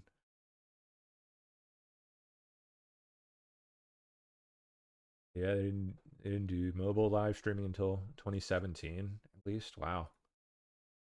Interesting. Powder says Pam might want to explain for now why it will only be your show. Pretty sure I did that. You might have missed it, but I'll explain again. I'm just trying to take it easy, because YouTube is like significantly more strict with their enforcement of their rules. Mostly because they are a multi-trillion-dollar conglomerate with, they can collect any gobs of data and analyze all of it and watch literally everything you're doing. They'll be aware of any little violation you make. It's pretty wild. So I'm only going to be streaming shows that I have time to observe myself, which is basically my show, because I'm there, hosting it. I got too much going on in daily life to be able to monitor every show. So it's just me for now until I figure out, I don't know, something. I'm just grateful to be able to go back on YouTube and see old names again and reconnect with everybody and hopefully bring them to the new platforms. Those that maybe missed the transition. I know a lot of people got lost. We were banned. So I wish it were different. I wish we could just go back to full blown the way it used to be, but I was young when I did that. I just can't handle that now, man. I can't do it. It's hard, it's bad enough as it is. Still. So this is what we'll do for the time being, and I hope you guys understand. I will though try to I would like to every so often try to maybe I'll try to drop in on another show when I have some time. Like maybe I'll do the Mega Swagger crew. Maybe I'll drop in this week and we'll stream one of those. So people that have missed them on YouTube and people in that time frame can catch them and reconnect, and I think that'd be fun. they always have a fun show. So yeah, maybe we'll try to do that. I don't know what my week looks like this week, but we'll see. Yes, MAGA Swagger absolutely is still around. You know it, of course. The whole crew is. All right, let's keep going. Youngkin again. Seems to be the problem. The governor. Well, at the end of the day, Abigail Spanberger wants there to be boys in girls' bathrooms and wants boys to be in girls' sports. And that's where she stands. And the reason why she cannot answer the question is because. And yes, I will definitely try to do some of the other shows too, where possible. At least shows where it'll be a good, where I won't have to worry about hassling them for copyright violations and any possible rule violations and stuff like that. I think, at least in the case of the MAGA Swagger crew, that's not really a concern. They just play memes and laugh and have an uproariously good time. So I think that'll be relatively trouble-free. So that's why I'm starting there, just to put that out there, just FYI. Because she knows where she is so objectionable to almost all Virginians, and therefore she refuses to answer the question. The reality is that having men in girls' bathrooms and having biological males in girls' sports is unsafe, it's wrong, and it violates the dignity of women and girls. And that's what Virginians believe, and that's why she won't answer the question. This race is really clear. Last week, Trafalgar, who I believe is the best pollster in America, came out and said this race was now down to 5 points. It's tightened up hugely. Interesting. Usually in the course of the last month, because of the reality that I wonder where it sits now. People understand that Abigail Spanberger is a liberal left Democrat who doesn't believe anything that's consistent with Virginia values, and that's why this race is tightened up. On top of that, now we see that members of her ticket, Jay Jones, a member of Abigail Spanberger's ticket, literally wishes death on children. This is the race at hand, and this is why I believe Virginians will come together and stand for the values that we hold dear. Get out and vote. Go to winsomeforgovernor.com, vote for Jason Miyares, and let's win this thing, folks, because Virginians need to stand for what's right, and we've demonstrated it from the beginning of this country, and we're going to do it again right now.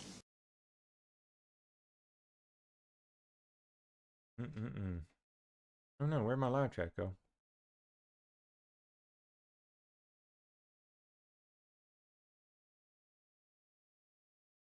There. Okay, there we go, YouTube. Live chat was like disappeared. All right. Oh yeah, what is the latest in the Middle East? What is cooking out there now?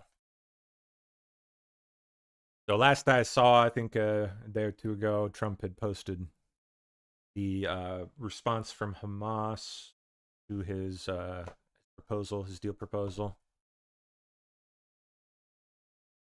It seemed rather agreeable for the most part, I think, right?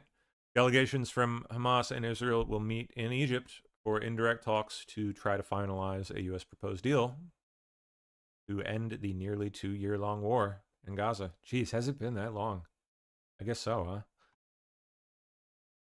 One day before the 2-year anniversary of the October 7th Hamas attack, delegations from Hamas, Israel and the US are convening in Egypt for indirect talks. It comes after Israeli airstrikes over the weekend killed dozens of Palestinians, even as President Trump urged Israel to stop the bombing. Ian Pannell is in Tel Aviv. James, talks set to get underway in Cairo today. Indirect talks between Hamas. Oh, there's a good, thank you, Mo. There's a nice little list of some of the names I missed too. Coach Clay and I-70 still around. Mo, obviously still around. Soko, of course, still here. John, I think many of you probably knew her would be Dawn Breaking, right? Tim Mull, Patriotski. And there's probably even a few more that we're still missing. So, yep. Thank you for adding to the list. And Israel, with the US mediating, and Egypt to try and bring an end to the war in Gaza. It's been a pretty monumental weekend with statements from Hamas, President Trump, and Israel. For now, oh yes, Tetsuyama is still around. Thank you. There's another we missed. Guns have fallen relatively silent, but this is aimed at trying to bring an end to this 2-year-long war, and the chances of success look greater than ever.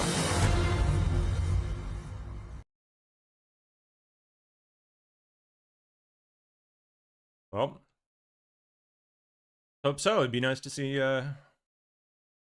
death and destruction brought to an end, you know?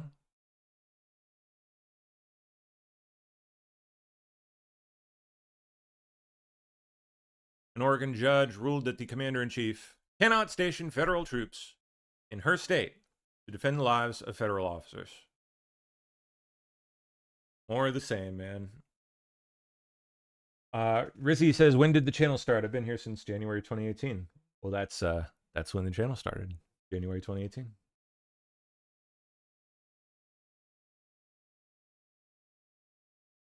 I think the first video was like January 25th, 2018, I think. Thereabouts. This is what an ice facility looks like during daylight hours around noon. Antifa actually gave me a bottle of water. One of them actually follows my channel. Oh yeah, they like to monitor everything. They do. As y'all can see, I actually got the ice facility behind me. Today's Sunday. It's right around 1 o'clock in the afternoon. I wanted to show you guys, this is actually what it's like most of the time during the daytime. Over on this side of the street, like up over, let me see if I can find him. Whoop, up over here on this side of the gate, right over there, you got a couple people that are just preaching the gospel, really. And then up over here, you've got a couple people that are protesting, but it's just normal. The reason yesterday ended up blowing up and out of control is because we ended up having a huge parade of people coming down the road that just took it over and shut the whole thing down. So today, it's actually really chill. And it's crazy because now we've got mainstream media that's out here. I heard I was on CNN or something, whatever. Mainstream media is out here. When mainstream media is out here, all of the protesters, it doesn't matter if they're protesters, counter-protesters, they tend to behave themselves. It's when those cameras leave and when it gets dark that things start to get kind of crazy. Now, as you guys can see, if I turn around this way, this is that intersection I showed you yesterday that Antifa had blocked off, where cars were kind of like plowing through, and we were worried about them coming through and plowing into people and killing people. I mean, it's a serious concern that we have down here. You guys can see the amount of traffic that actually normally flows through here. So questions that we have is if you're going to allow the protesters to take over the streets, and when I say allow, I'm talking about the city of Portland. If the city of Portland is going to allow the protesters to take over the streets, maybe they should control the intersection to save people's lives, right? They won't. It's inevitable that somebody's going to come through drunk. They'll let Antifa control it. Driving, high, nodding off, fentanyl, whatever, down here on the streets. So just some common sense things that should probably take place. Anyways, I wanted to show you guys what it was actually like down here.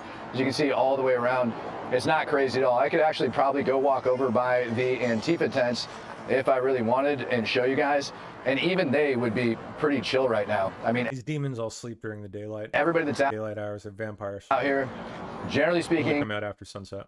During the daytime, really chill, right? So if you're looking at coming down during the daytime just to see what it's actually all about, probably the best time. If you don't want agitators, you don't want any of that stuff that's actually going on in your life, be here during the daytime. Now, to orient you when you end up getting down here, as you look at like this front side of the gate, right? So the front side of the gate. The norm that has come down is the right side of the gate tends to be right-leaning people, and the left side of the gate tends to be the left-leaning people. So depending on what side of the house you fall on, you might want to be where you stand. Stay safe. What is that one wearing? Okay. Oh, Portland for you. Yep. Chicago cops accused of ignoring calls to help the feds amid anti-ICE clashes. Here we go. When calls went out that agents were being surrounded by protesters, a message went out from the Chicago Police Office of Emergency Management and Communication from the Chief of Patrol saying no units will respond to that. Multiple police sources have confirmed the authenticity of that message, and it's backed up by audio of the stand-down order. When calls went out that agents were... Oh, man. Crazy. Oh, yeah, what's going on in France? France's new Prime Minister, Sébastien Lecornu, or something, I don't know if I butchered that, and his government resigned hours after he had just announced his cabinet lineup, making it the shortest-lived administration in modern French history, driving stocks and the euro sharply lower. Ochi. Oui. Uh-huh. ICE isn't a masked Gestapo or the Nazis just indiscriminately rounding people up. That was a criminally based intelligence law enforcement mission that was done by the FBI, Border Patrol, and Homeland Security investigations. It was a great operation that the city of Chicago didn't take any action on that apartment complex, where you'd had known gang members, Trinidad and Tobago, which are terrorists, terrorizing that neighborhood. And we went ahead and we stepped in and we intervened. That's what people need to be focused on. They need to learn the facts and not listen to the rhetoric from the left. ICE isn't a masked Gestapo. Odd lines. Indeed. Okie dokie. Oop. As acting commissioner of the IRS, Scott Bessent says here, I'm pleased to announce the appointment of Frank Bisignano as CEO of the IRS, a newly created position that he will take on in addition to his current role as Social Security Commissioner. CEO of the IRS. Huh. Okay. All right then. Frank is a businessman with an exceptional track record of driving growth and efficiency in the private and now public sector, hopefully. Under his leadership at the Social Security Administration, delivering on President Trump's agenda, he has already made important and substantial progress. We are pleased that he will bring this expertise to the IRS as we sharpen our focus on collections, privacy, and customer service in order to deliver better outcomes for hardworking Americans.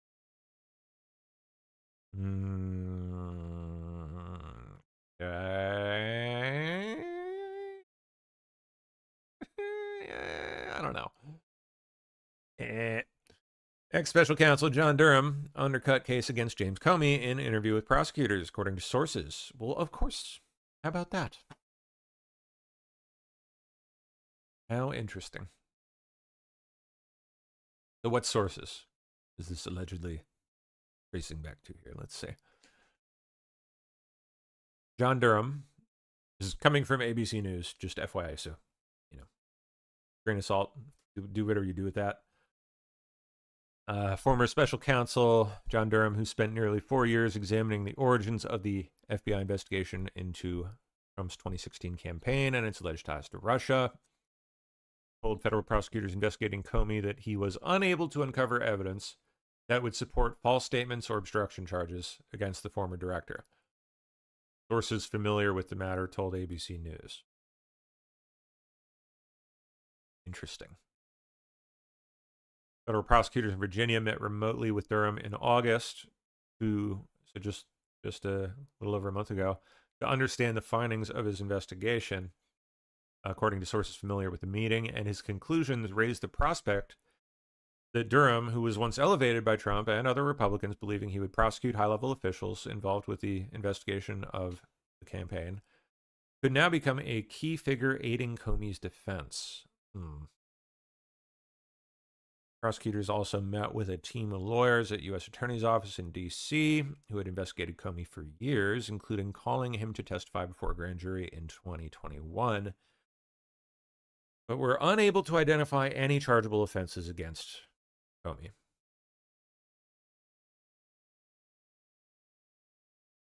Yeah. Okay. Well, we'll see. We'll see where that goes. Definitely something to take note of, but grain of salt. DHS Assistant Secretary Tricia McLaughlan accuses Democrat officials of aiding and abetting domestic terrorists who are attacking law enforcement and the public. Yeah. These leaders, or these lack of leaders, are aiding and abetting domestic terrorists who are attacking law enforcement and attacking the public. We just saw over the weekend one journalist was jumped and subsequently arrested by the local police department there for simply defending himself. We saw another female journalist who was again attacked and punched in the eye by a mob. When does the police department, when do these leaders actually step in and get this chaos and violence out of control? President Trump has shown real leadership to surge resources here. We will continue to do that, but I think he's also going to be looking at funding. If these leaders are going to be aiding and abetting domestic terrorists, should we really be sending public funds there? That's a real question. We want to get to these leaders. Indeed. All right, let's see. Yeah, we don't have too many more to get through here. Oh my goodness, this is just sketch, man. I gotta say, sorry, I do. Paramount's David Ellison, son of none other than Oracle's Larry Ellison, creepy, ew, has bought the Free Press from Barry Weiss and installed its founder, Barry Weiss, as editor-in-chief of CBS News. Okay. Raise your hand if you're incredibly sketched out by this. I'm raising it as I can, because I am incredibly sketched out by this. This lady was like totally freaking astroturfed. Just about as hard as can be.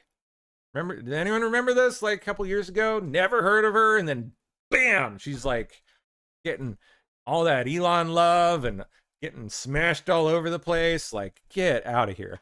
And now, 2 years later, after her organization gets, again, astroturfed for 2 freaking years straight, now Paramount is buying it for $150 million. Are you kidding me? Are you kidding me? Sketched out.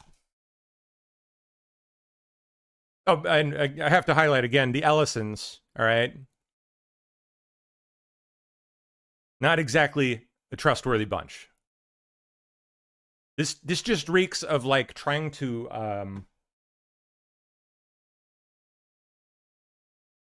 they're like trying to spin up a friendly new face that is like, you know, going to be fair to you. Fair media. New, she's fresh. She's going to tell it to you like it is.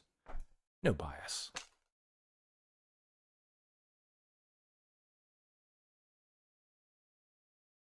I don't buy it.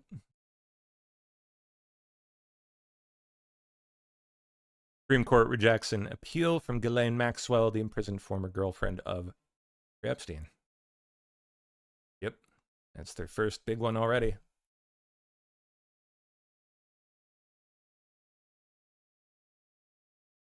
Supreme Court rejects Ghislaine Maxwell's appeal of her criminal conviction for recruiting and grooming underage girls.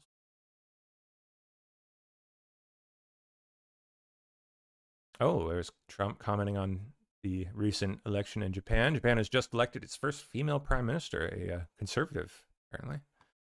Highly respected person of great wisdom and strength. This is tremendous news for the incredible people of Japan. Certainly sounds that way. She's being hailed as a new Shinzo Abe, I guess. Talk. In her first note to CBS News staffers, Barry Weiss lists 10 core journalistic values that have defined this profession since the beginning, and says, I will continue to champion them alongside you. Oh boy, this should be interesting. All right. Dear colleagues, I am thrilled and humbled to be writing to you as the new editor-in-chief of literally the entire CBS News. After coming out of nowhere 2 years ago and being astroturfed into prominence. She didn't write that, I did. Growing up, CBS was a deep family tradition. Wow, that's okay. Whenever I hear that tick, tick, tick, or that trumpet fanfare, oh, does it give you a dopamine rush? That's what it's designed to do. Sends me right back to our den in Pittsburgh. The opportunity to build on that legacy with you and to renew it in an era that so desperately needs it is an extraordinary privilege. Right now, I imagine you have some questions. Yeah, I'll say. I do too. My goal in the coming days and weeks is to get to know you. I want to hear from you about what's working, what isn't. Oh, you're really going to get that from these people? Are you kidding me, Barry? Get real. And your thoughts on how we can make CBS News the most trusted news organization in America and the world. I'll approach it the way any reporter would, with an open mind, a fresh notebook, and an urgent deadline. Cringe! What I can tell you on day one is that I stand for the same core journalistic values that have defined this profession since the beginning. Okay, and I will continue to champion them alongside you.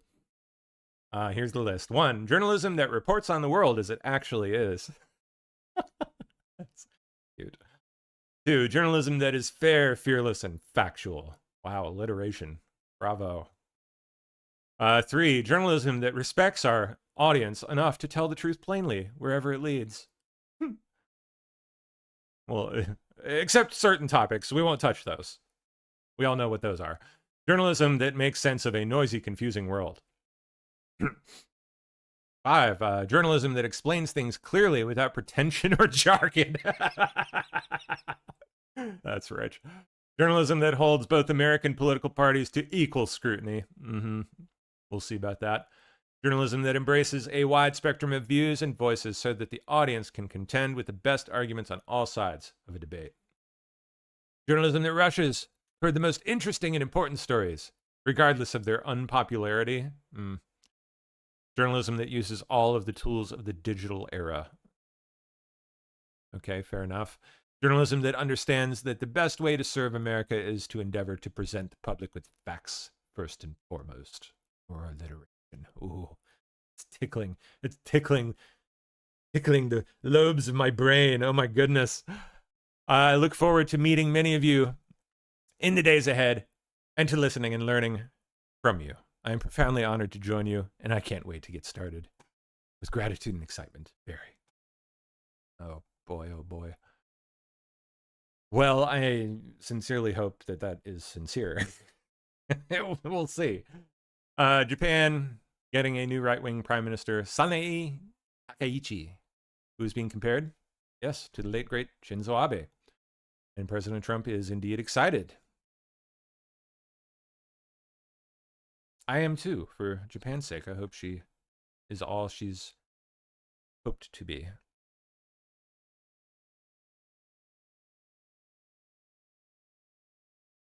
Okay.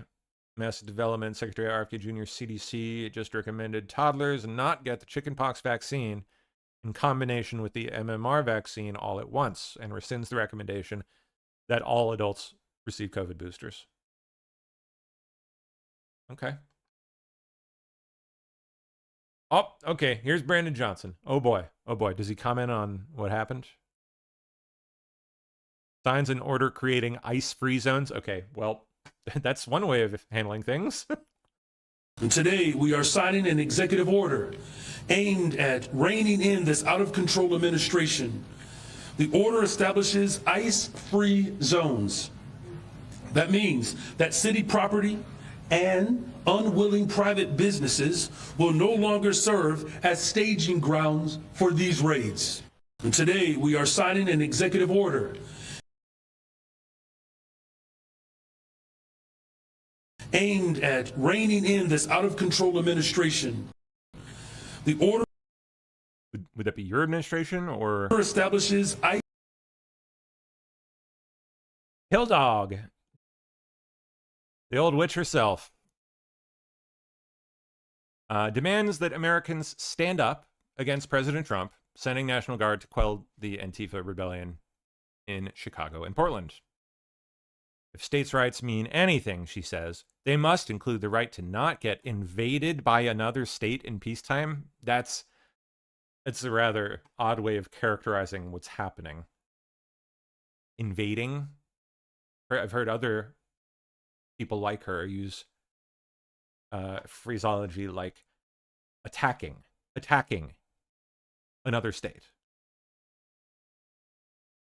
I don't know how on earth you can twist defending into attacking, but whatever.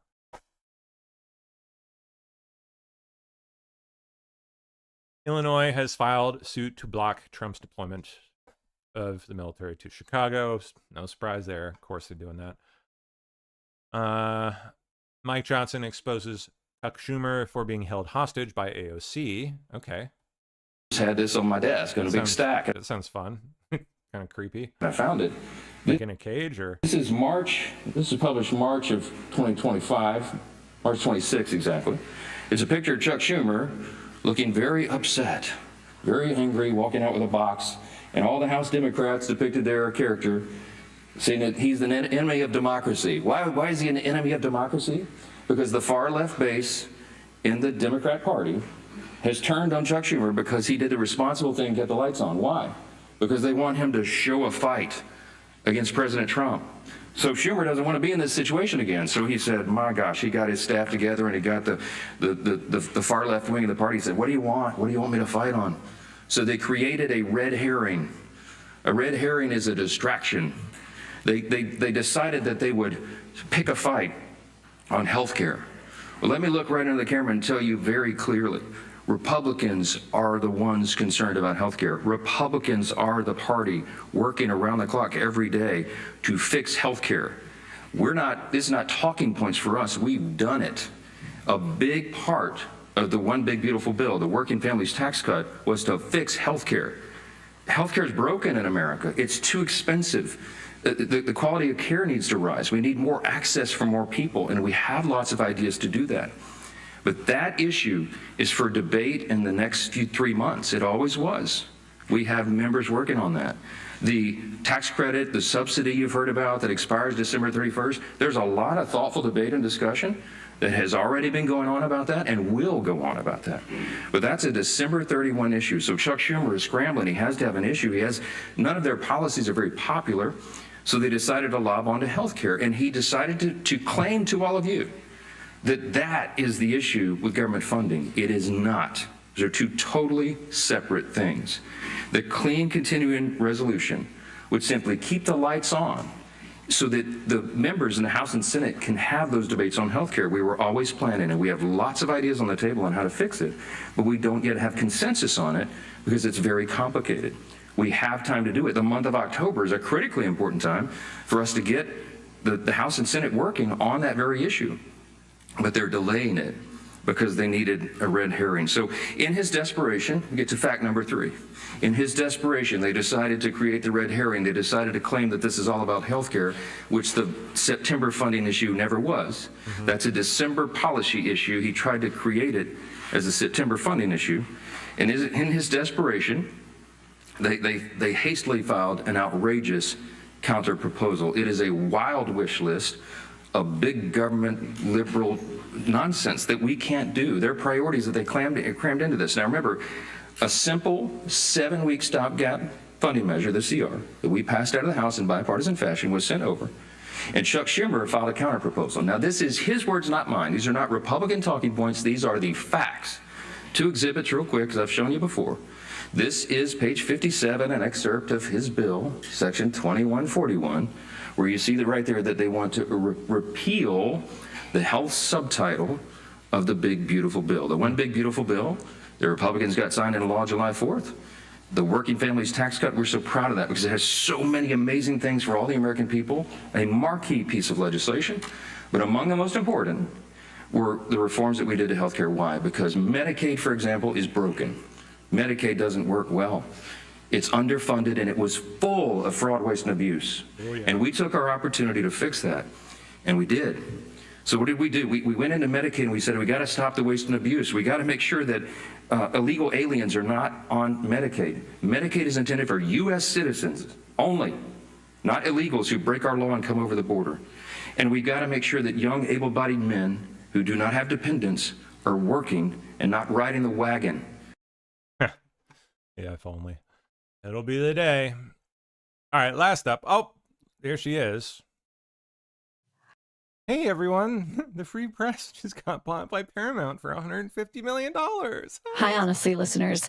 If you're a regular listener, then you've heard hundreds of conversations that I've hosted here on this podcast. Today, I'm doing something different. It's an announcement, and one that I'm so excited to be making. The Free Press is a skyrocketing to the tippy top of the mainstream media somehow out of nowhere. News organization above all, so I'll get right to it. This morning, almost like they see which way the wind is blowing and they need a fresh face, latch you back in. The Free Press is joining Paramount. This move is a testament to many things. The Free Press team, the vision of Paramount's new leaders, the luck of starting an independent media company at just the right moment. Oh, man. And the courage of my colleagues to I'm sorry, but come on. Leave behind old worlds to build a new one. But above all, it's a testament to you, our listeners, our readers, and our subscribers. From day one, the promise and the business proposition of the Free Press was simple. We would marry the quality of the old world to the freedom of the new. We would seek the truth and tell it plainly. And we would treat readers like adults capable of making their own choices.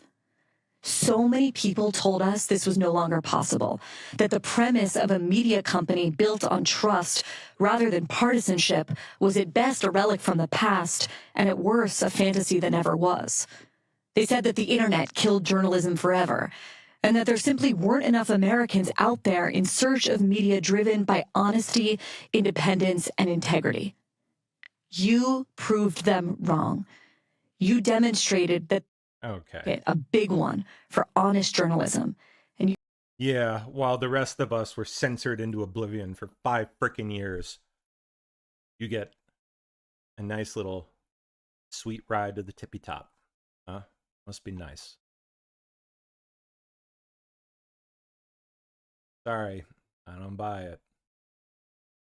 I'm not going to play through the remaining 8 frickin' minutes of that, because, well, you. Man, oh man. All right, let me pop my share off here. I think we're actually like 15 minutes over here. Sorry, Sonny. How you doing? Oh, that's okay. But thank you for not torturing us with the rest of Yeah, I know. Trust and luck. Thank you, by the way, for sitting in for Poe. I know he needed the rest. So. Oh yeah. I hope he gets better. Yeah, me too. All right. Cool. Yippee! It sounds like. I sure hope so. Yeah, it sounds like it. Indeed. Well, I'll let you get to it. You have a good show. I will. Yeah. See ya. Bye, everybody.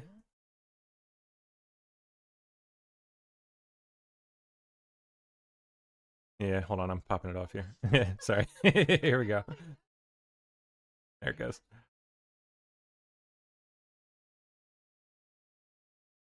Okay. I think I'm still here on YouTube. Yep. Still here. Oh, man. I guess I'll maybe hang out for a couple more minutes. Not that much longer, but I'll stick for a few. Do we have any more we can check out? Maybe. I will say, again, we'll say again, you should definitely jump into the ring and get in, host a show if you are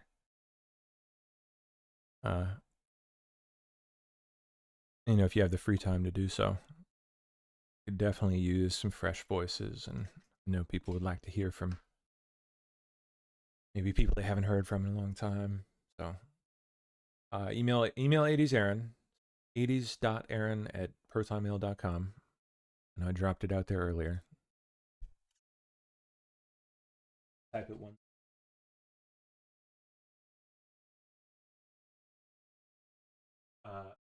She will get you all like up to speed. You don't have to worry about anything. She'll teach you all you need to know. How to use everything you need to use. Zoom, what equipment you need to have. Not much, just a decent either laptop or desktop, and ideally a basic microphone. But even that, like if you have like a MacBook or something, built-in mic on that is serviceable. It's fine. So get in there, do it. We could definitely use some fresh time slots getting filled. That'd be cool. Thank you, Missy. Missy says, Pam, you're still so much fun. I try to keep things rather light and fun. Keep it lighthearted, and things get kind of dark. I know sometimes, like spooky crap we have to talk about. So I try to lift spirits when I can, as best I can.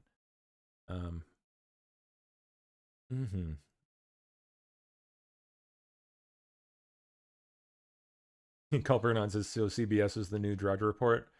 That's kind of where this seems to be headed. not the first indication of that we've had.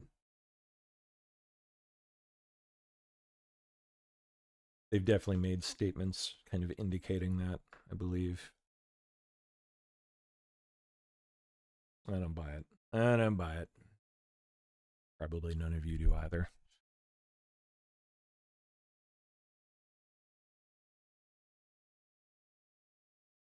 Anyway, so what do we got cooking today? What are we waiting on? Trump has no public events. Yeah. Is Israel and Hamas supposed to talk today? Is that going on today? Oh, what is this fresh from? Hold on, let me pull this up on screen. October 5th. Okay, so that's yesterday evening, I assume. Netanyahu. Let's see what the old fly fox is saying here. All right. As did all the world. It was President Trump's plan. Hamas says that it accepted the deal. Now the onus is on Hamas. This plan consists of two parts. The first part is releasing all the hostages. Israel makes a tactical withdrawal, stays in Gaza. And then the second part is meant to demilitarize Gaza and disarm Hamas. That will be negotiated. But the first part is there. It's agreed upon. And that could be indeed the beginning of the end of the war. And as I said, since we accepted it, we have to see what Hamas will do. If Hamas will accept it, I think it's a very good sign. If Hamas doesn't accept it, and it's a possibility that we always take into mind, then Israel will receive, as President Trump says, the full support of the United States to forcefully act against it to bring about an end to the war. I prefer, obviously, that we proceed with the plan as presented, but time will tell, and it won't take very long. In a few days, we'll know if Hamas agrees to the release of all our hostages. We can move forward. That is complete phase one of the deal. But will they? I don't know. That's what we're trying to do right now. Prime Minister, just to follow up, so what happens if Hamas does not release the hostages? What will Israel do? How Israel will change its stance and the strategy? Yeah. Well, you have to realize that the reason Hamas agreed in the first place to this deal is because we acted militarily against their main stronghold, the city of Gaza. I gave an order several weeks ago to the army to enter that stronghold, and as a result, Hamas became, I would say, a lot more flexible because they realized that their end is near. Add to that President Trump's intervention and the plan that he put for ending the conflict by having the hostages released first. That, I think, sealed this situation in a positive way. Now, of course, I can't tell you if Hamas will agree to it. I think that it's possible.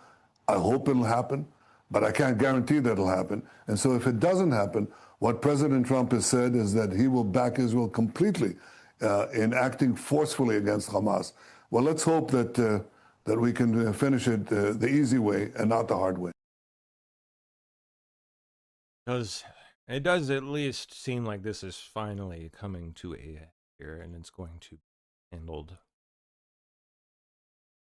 and wound down. Trump commented at all on this? I think he did. Where did I see that?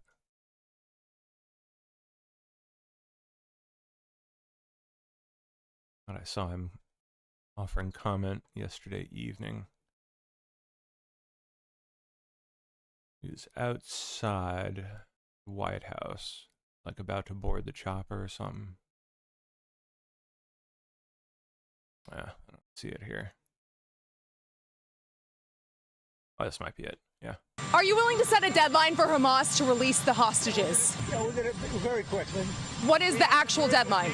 We had some very good meetings. The countries of the world, a lot of the countries surrounding Israel, frankly, Muslim, Arab, and many others have had great meetings with Hamas, and it looks like it's working. So we'll wait for a little while, see how it all turns out. Will the administration begin firing? We're going to work very, very quickly. I think it's going to go very quickly.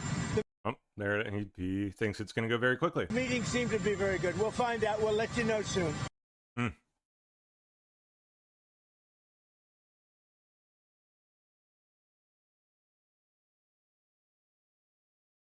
Older.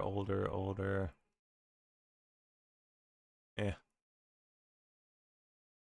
All right.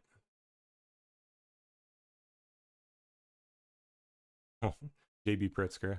Yeah. I think we saw that.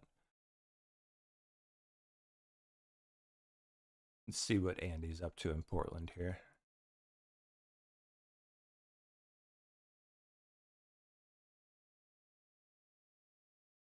You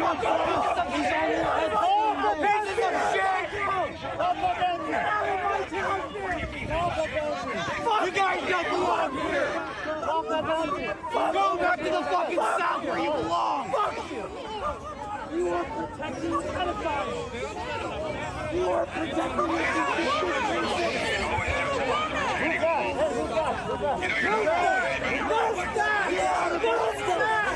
Get out of our city! Get out of our state! Get out of here, bitch! Get out of our state! Oh!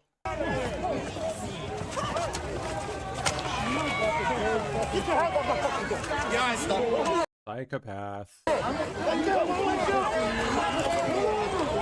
You spit, we hit. You spit, we hit.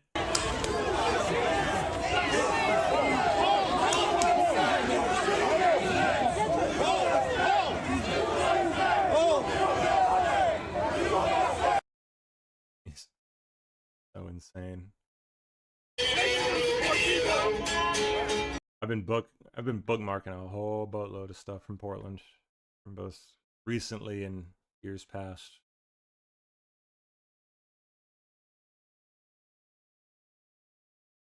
I guarantee it. Oh my God. Been assaulted here, and we got the. They have a riot supplies table. How nice. Live, right? We got it. Okay. So now we're gonna get assaulted. You're gonna be pushed. You're gonna be. Don't do that. Nuts. You're a pedophile. You support. Darnell Andre Canfield, a very aggressive man who's been arrested multiple times at Antifa Direct Action, says Charlie Kirk was a white supremacist who deserved to be shot. Pedophiles. I'm sure you're. You're a pedophile supporter. Is he burning sage? What do you think of that? Seriously? Somebody was a fucking white He's burning sage. supremacist piece of shit, and he got what he fucking deserved. Really? Yeah, he got what the fuck he deserved. You go around talking about black folks belong back in fucking slavery. You talking about women? Eh? Women belong back. None of that happened. Piece of fucking man's feet. You was None of that happened, sir. a piece of shit. And if you agree with it, you a piece of shit. You got my face, man. I'll fuck you up, man. You're a pedophile. Shit, man. Shit, man. You support pedophiles. Come on, man. I'm sure you're. Yeah.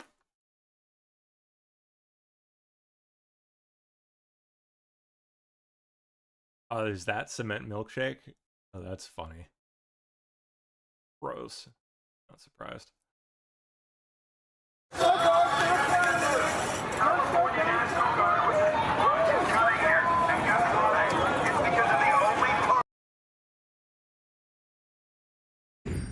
There have been folks that have been assaulted right down here on the street, even across the street, and it takes Portland police a while to respond, or sometimes they don't respond at all. Is that frustrating?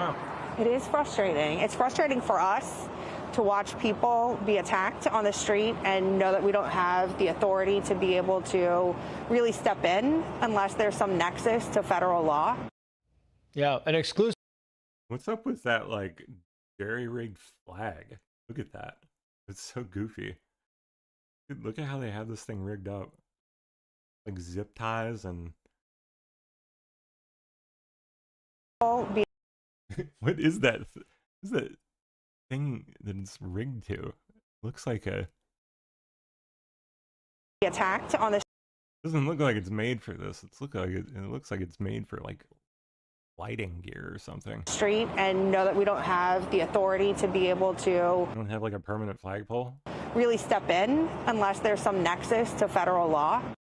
Yeah, an exclusive conversation our Bill Melugin had with the director of ICE in Portland, Oregon, about the danger facing her agents amid the Blue City lawlessness. Let's bring in the post-millennial senior editor, journalist Andy Ngo, and former Pinal County, Arizona Sheriff Mark Lamb. Thank you both for coming on. Andy, to you first. I mean, you listened to Bill Melugin having that conversation with the head of ICE there in Portland. It's unusual, Andy, is it not, to see where state and federal law enforcement are virtually on separate teams? Well, in Portland, where I'm originally from, the Democrats how does that happen? That's really kind of the big question here. And Antifa have a symbiotic relationship.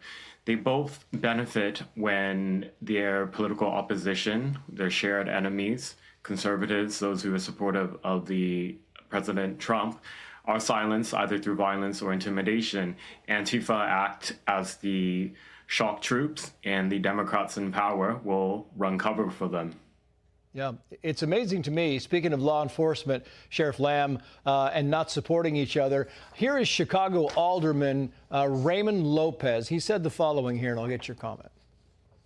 Local city agencies, the department buildings, police department, and others are not taking the necessary actions at the request of the mayor of the city of Chicago, Brandon Johnson. Yeah. Neighborhoods want to be safe. They want to be free of these issues. And if it takes the federal government to make it happen, so be it.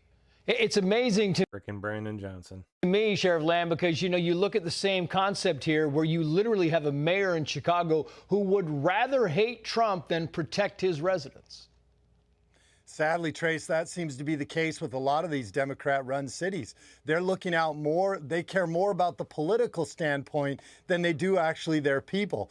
And Portland is a perfect example of that. And now the laws they've passed. Oh, it goes a lot deeper than that, my man. In these states, whether it's Portland or Oregon or whether it's California, that prohibit local law enforcement from working hand in hand with the federal government. This is what the byproduct is. You know, I watched Bill's video where they arrested some Antifa soft body, and he was real tough and soft body. Still, he had cuffs on. Then he was crying and shaking. Yep. Look, we need local law enforcement to back up our federal partners and put cuffs on people when they're getting out of line.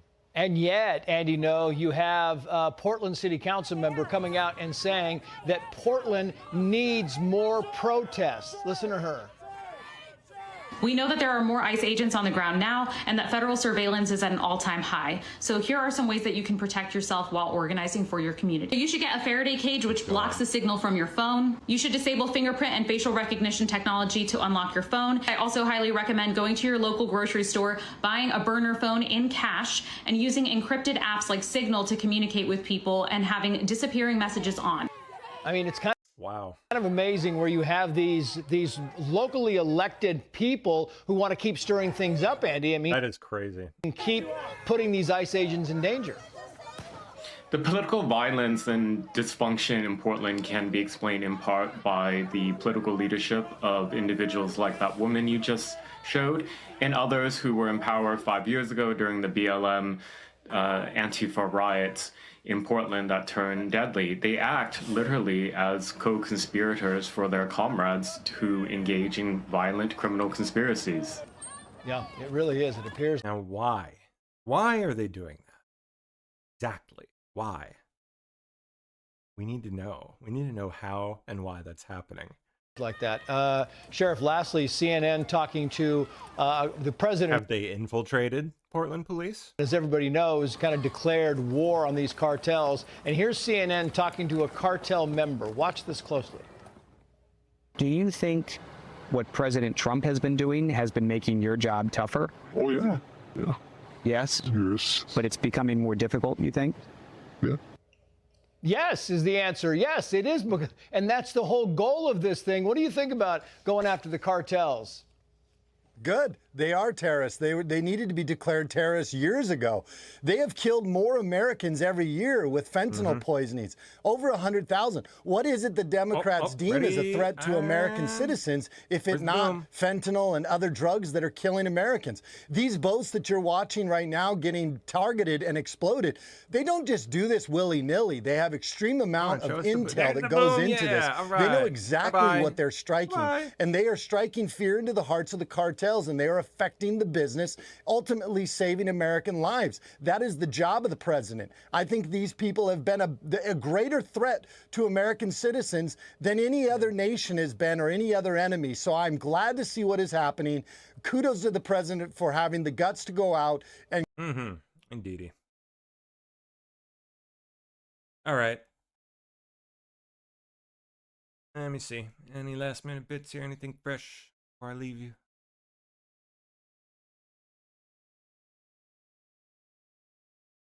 You. Yeah.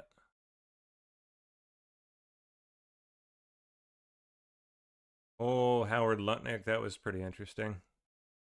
So here's Howard Lutnick still comes not. And he said, there's a massage when living room, and then across from it is double doors. I assume it's the dining. Go ahead, Rob. So he gives me a tour in the living room, big living room, and then across from it is double doors. I assume it's the dining room. Yeah. And he opens the doors, and there's a massage table in the middle of the room, and candles all around and stuff. So I ask very insightful, cutting questions. I say to him, massage table in the middle of your house? How often you have a massage? And he says, every day. And then he gets weirdly close to me. And he says, and the right kind of massage. His wife is with him. Now my wife is standing here. So she looks at me and I look at her and we say, I'm sorry. We have to go. And we left. And in the 6 or 8 steps it takes to get from his house to my house, my wife and I decided that I will never be in the room with that disgusting person ever again.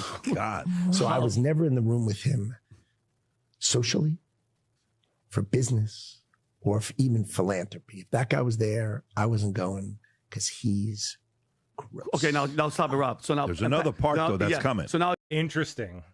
I know a lot of people have been kind of unsure about Lutnick. I generally like Lutnick. Not that I trust him or anyone really at this point these days, but generally get a good vibe from Lutnick. it keeps going, guys, and he's just. And I was pleased to see this. It was good. Really, I don't in that world. I don't trust any of the old people that. I believe exactly what the hell he's saying. He's like, I'm disgusted. Because everybody, once you put Howard Lutnick next to Epstein, everybody was like, oh, he's in. No. It's not analysis. It's not a member of the administration to be out there saying this. First time knowledge, witness. So now this next one, guys, and Robbie, I would start it, Rob, start it like about 3 minutes. So there's more? This is when the conversation of other people that were there and showing up and stuff like that. And this is what Miranda asked him now. Go ahead, Robbie. Oh, the deep nuance of Howard Lutnick. This guy's gross. Yeah. Right. So how come Bill Gates and all these other people could hang around him and not see what you saw? Or did they see it and ignore it? Or no, they participated. Boom. Boom. That's what his MO was, get a massage, get a massage. And what happened in that massage room, I assume was on video. This guy was the greatest blackmailer ever. Woo. Blackmailed people. That's how he had money. So what happened to those videos? Why is there now such a dearth of information when, Donald Trump's people are running the FBI and the DOJ? I'm glad she asked that question. Okay. I assume way back when they traded those videos in exchange for him getting that 18-month sentence, which allowed him to have visits and be out of jail. I mean, he's a serial sex offender. How could he get 18 months and be able to go to his office during the day and have visitors and stuff? It must have been a trade. So my assumption, I have no knowledge, but my assumption is there was a trade for the video. Now, okay. First of all, I don't even think that they knew that. Is Lutnick still on the inside? Oh, of course. Well, if Lutnick's on the inside, as far as the Trump administration, Yes. but yes, Trump and admin, you bet. Yeah. the Commerce he's, secretaries. but at the end of this, Pat, when they're asking, at what level of insight is he right now? You think he's in the inner circle? I don't. like the, No. I would take If off he's not one in the inner circle, he's definitely in the inner circle. Yeah, no, he's inner. But even at the end, she's like, "Well, how does Donald Trump, the president, feel about you?" He's like, "Listen, I don't talk to him about this. I don't know this, but I want people to understand what this guy was saying. Like, what they're saying goes against everything that the White House and Kash Patel and Dan Bongino and Pam Bondi have been saying." Yeah. So why? He said they Very weird. participated. Bill Gates participated, and he's assuming, which Allegedly. Allegedly. But think about great word. But he said assuming, which is allegedly. Like he's listening. Plug your shirt here, buddy. Yeah, think about it. Get that plug. He's hearing. We're learning. He's on the inside. He's heard things. He's heard a lot of things. I'm pretty sure he's picked up on the old Bill Gates and and the connection with Bill Clinton and Mark Middleton and him committing suicide. And by the way, him bringing Epstein, when Epstein would visit Bill Clinton in the White House all those times, 11 times or whatever, Epstein would come with different younger women each time. And the younger and younger. The guy that signed him on hanged himself in front of his house with the wire and shot himself in his chest, and they couldn't find the gun. This is crazy. This is very, very like revealing. Actually, there's something very. Do you remember when we went by his house? Do you remember Yes, when we yes, were, of course. went We were by his running house by and there it. was security, everything that was Yeah. there. Yeah. I mean, look, I like his answer, and but it is contradictory to the White House. Right. Yeah. Exactly. So why? The White House, narrative. yes. He's clearly still part of the admin and not being like kept out, even though he's still in. Like he's not being shoved out in any way that I'm aware. So it is contradictory to the narrative, but you got to give him props for telling his experience with love Epstein and how horrible it was, and what experience. By the way, what year is he talking about? 2005 is when they had the makes house, sense. and then he was arrested in 2008. 2005, he's at the house. 2008. So when did the president kick him out of Mar-a-Lago? 07 or 08? Oof, I don't know.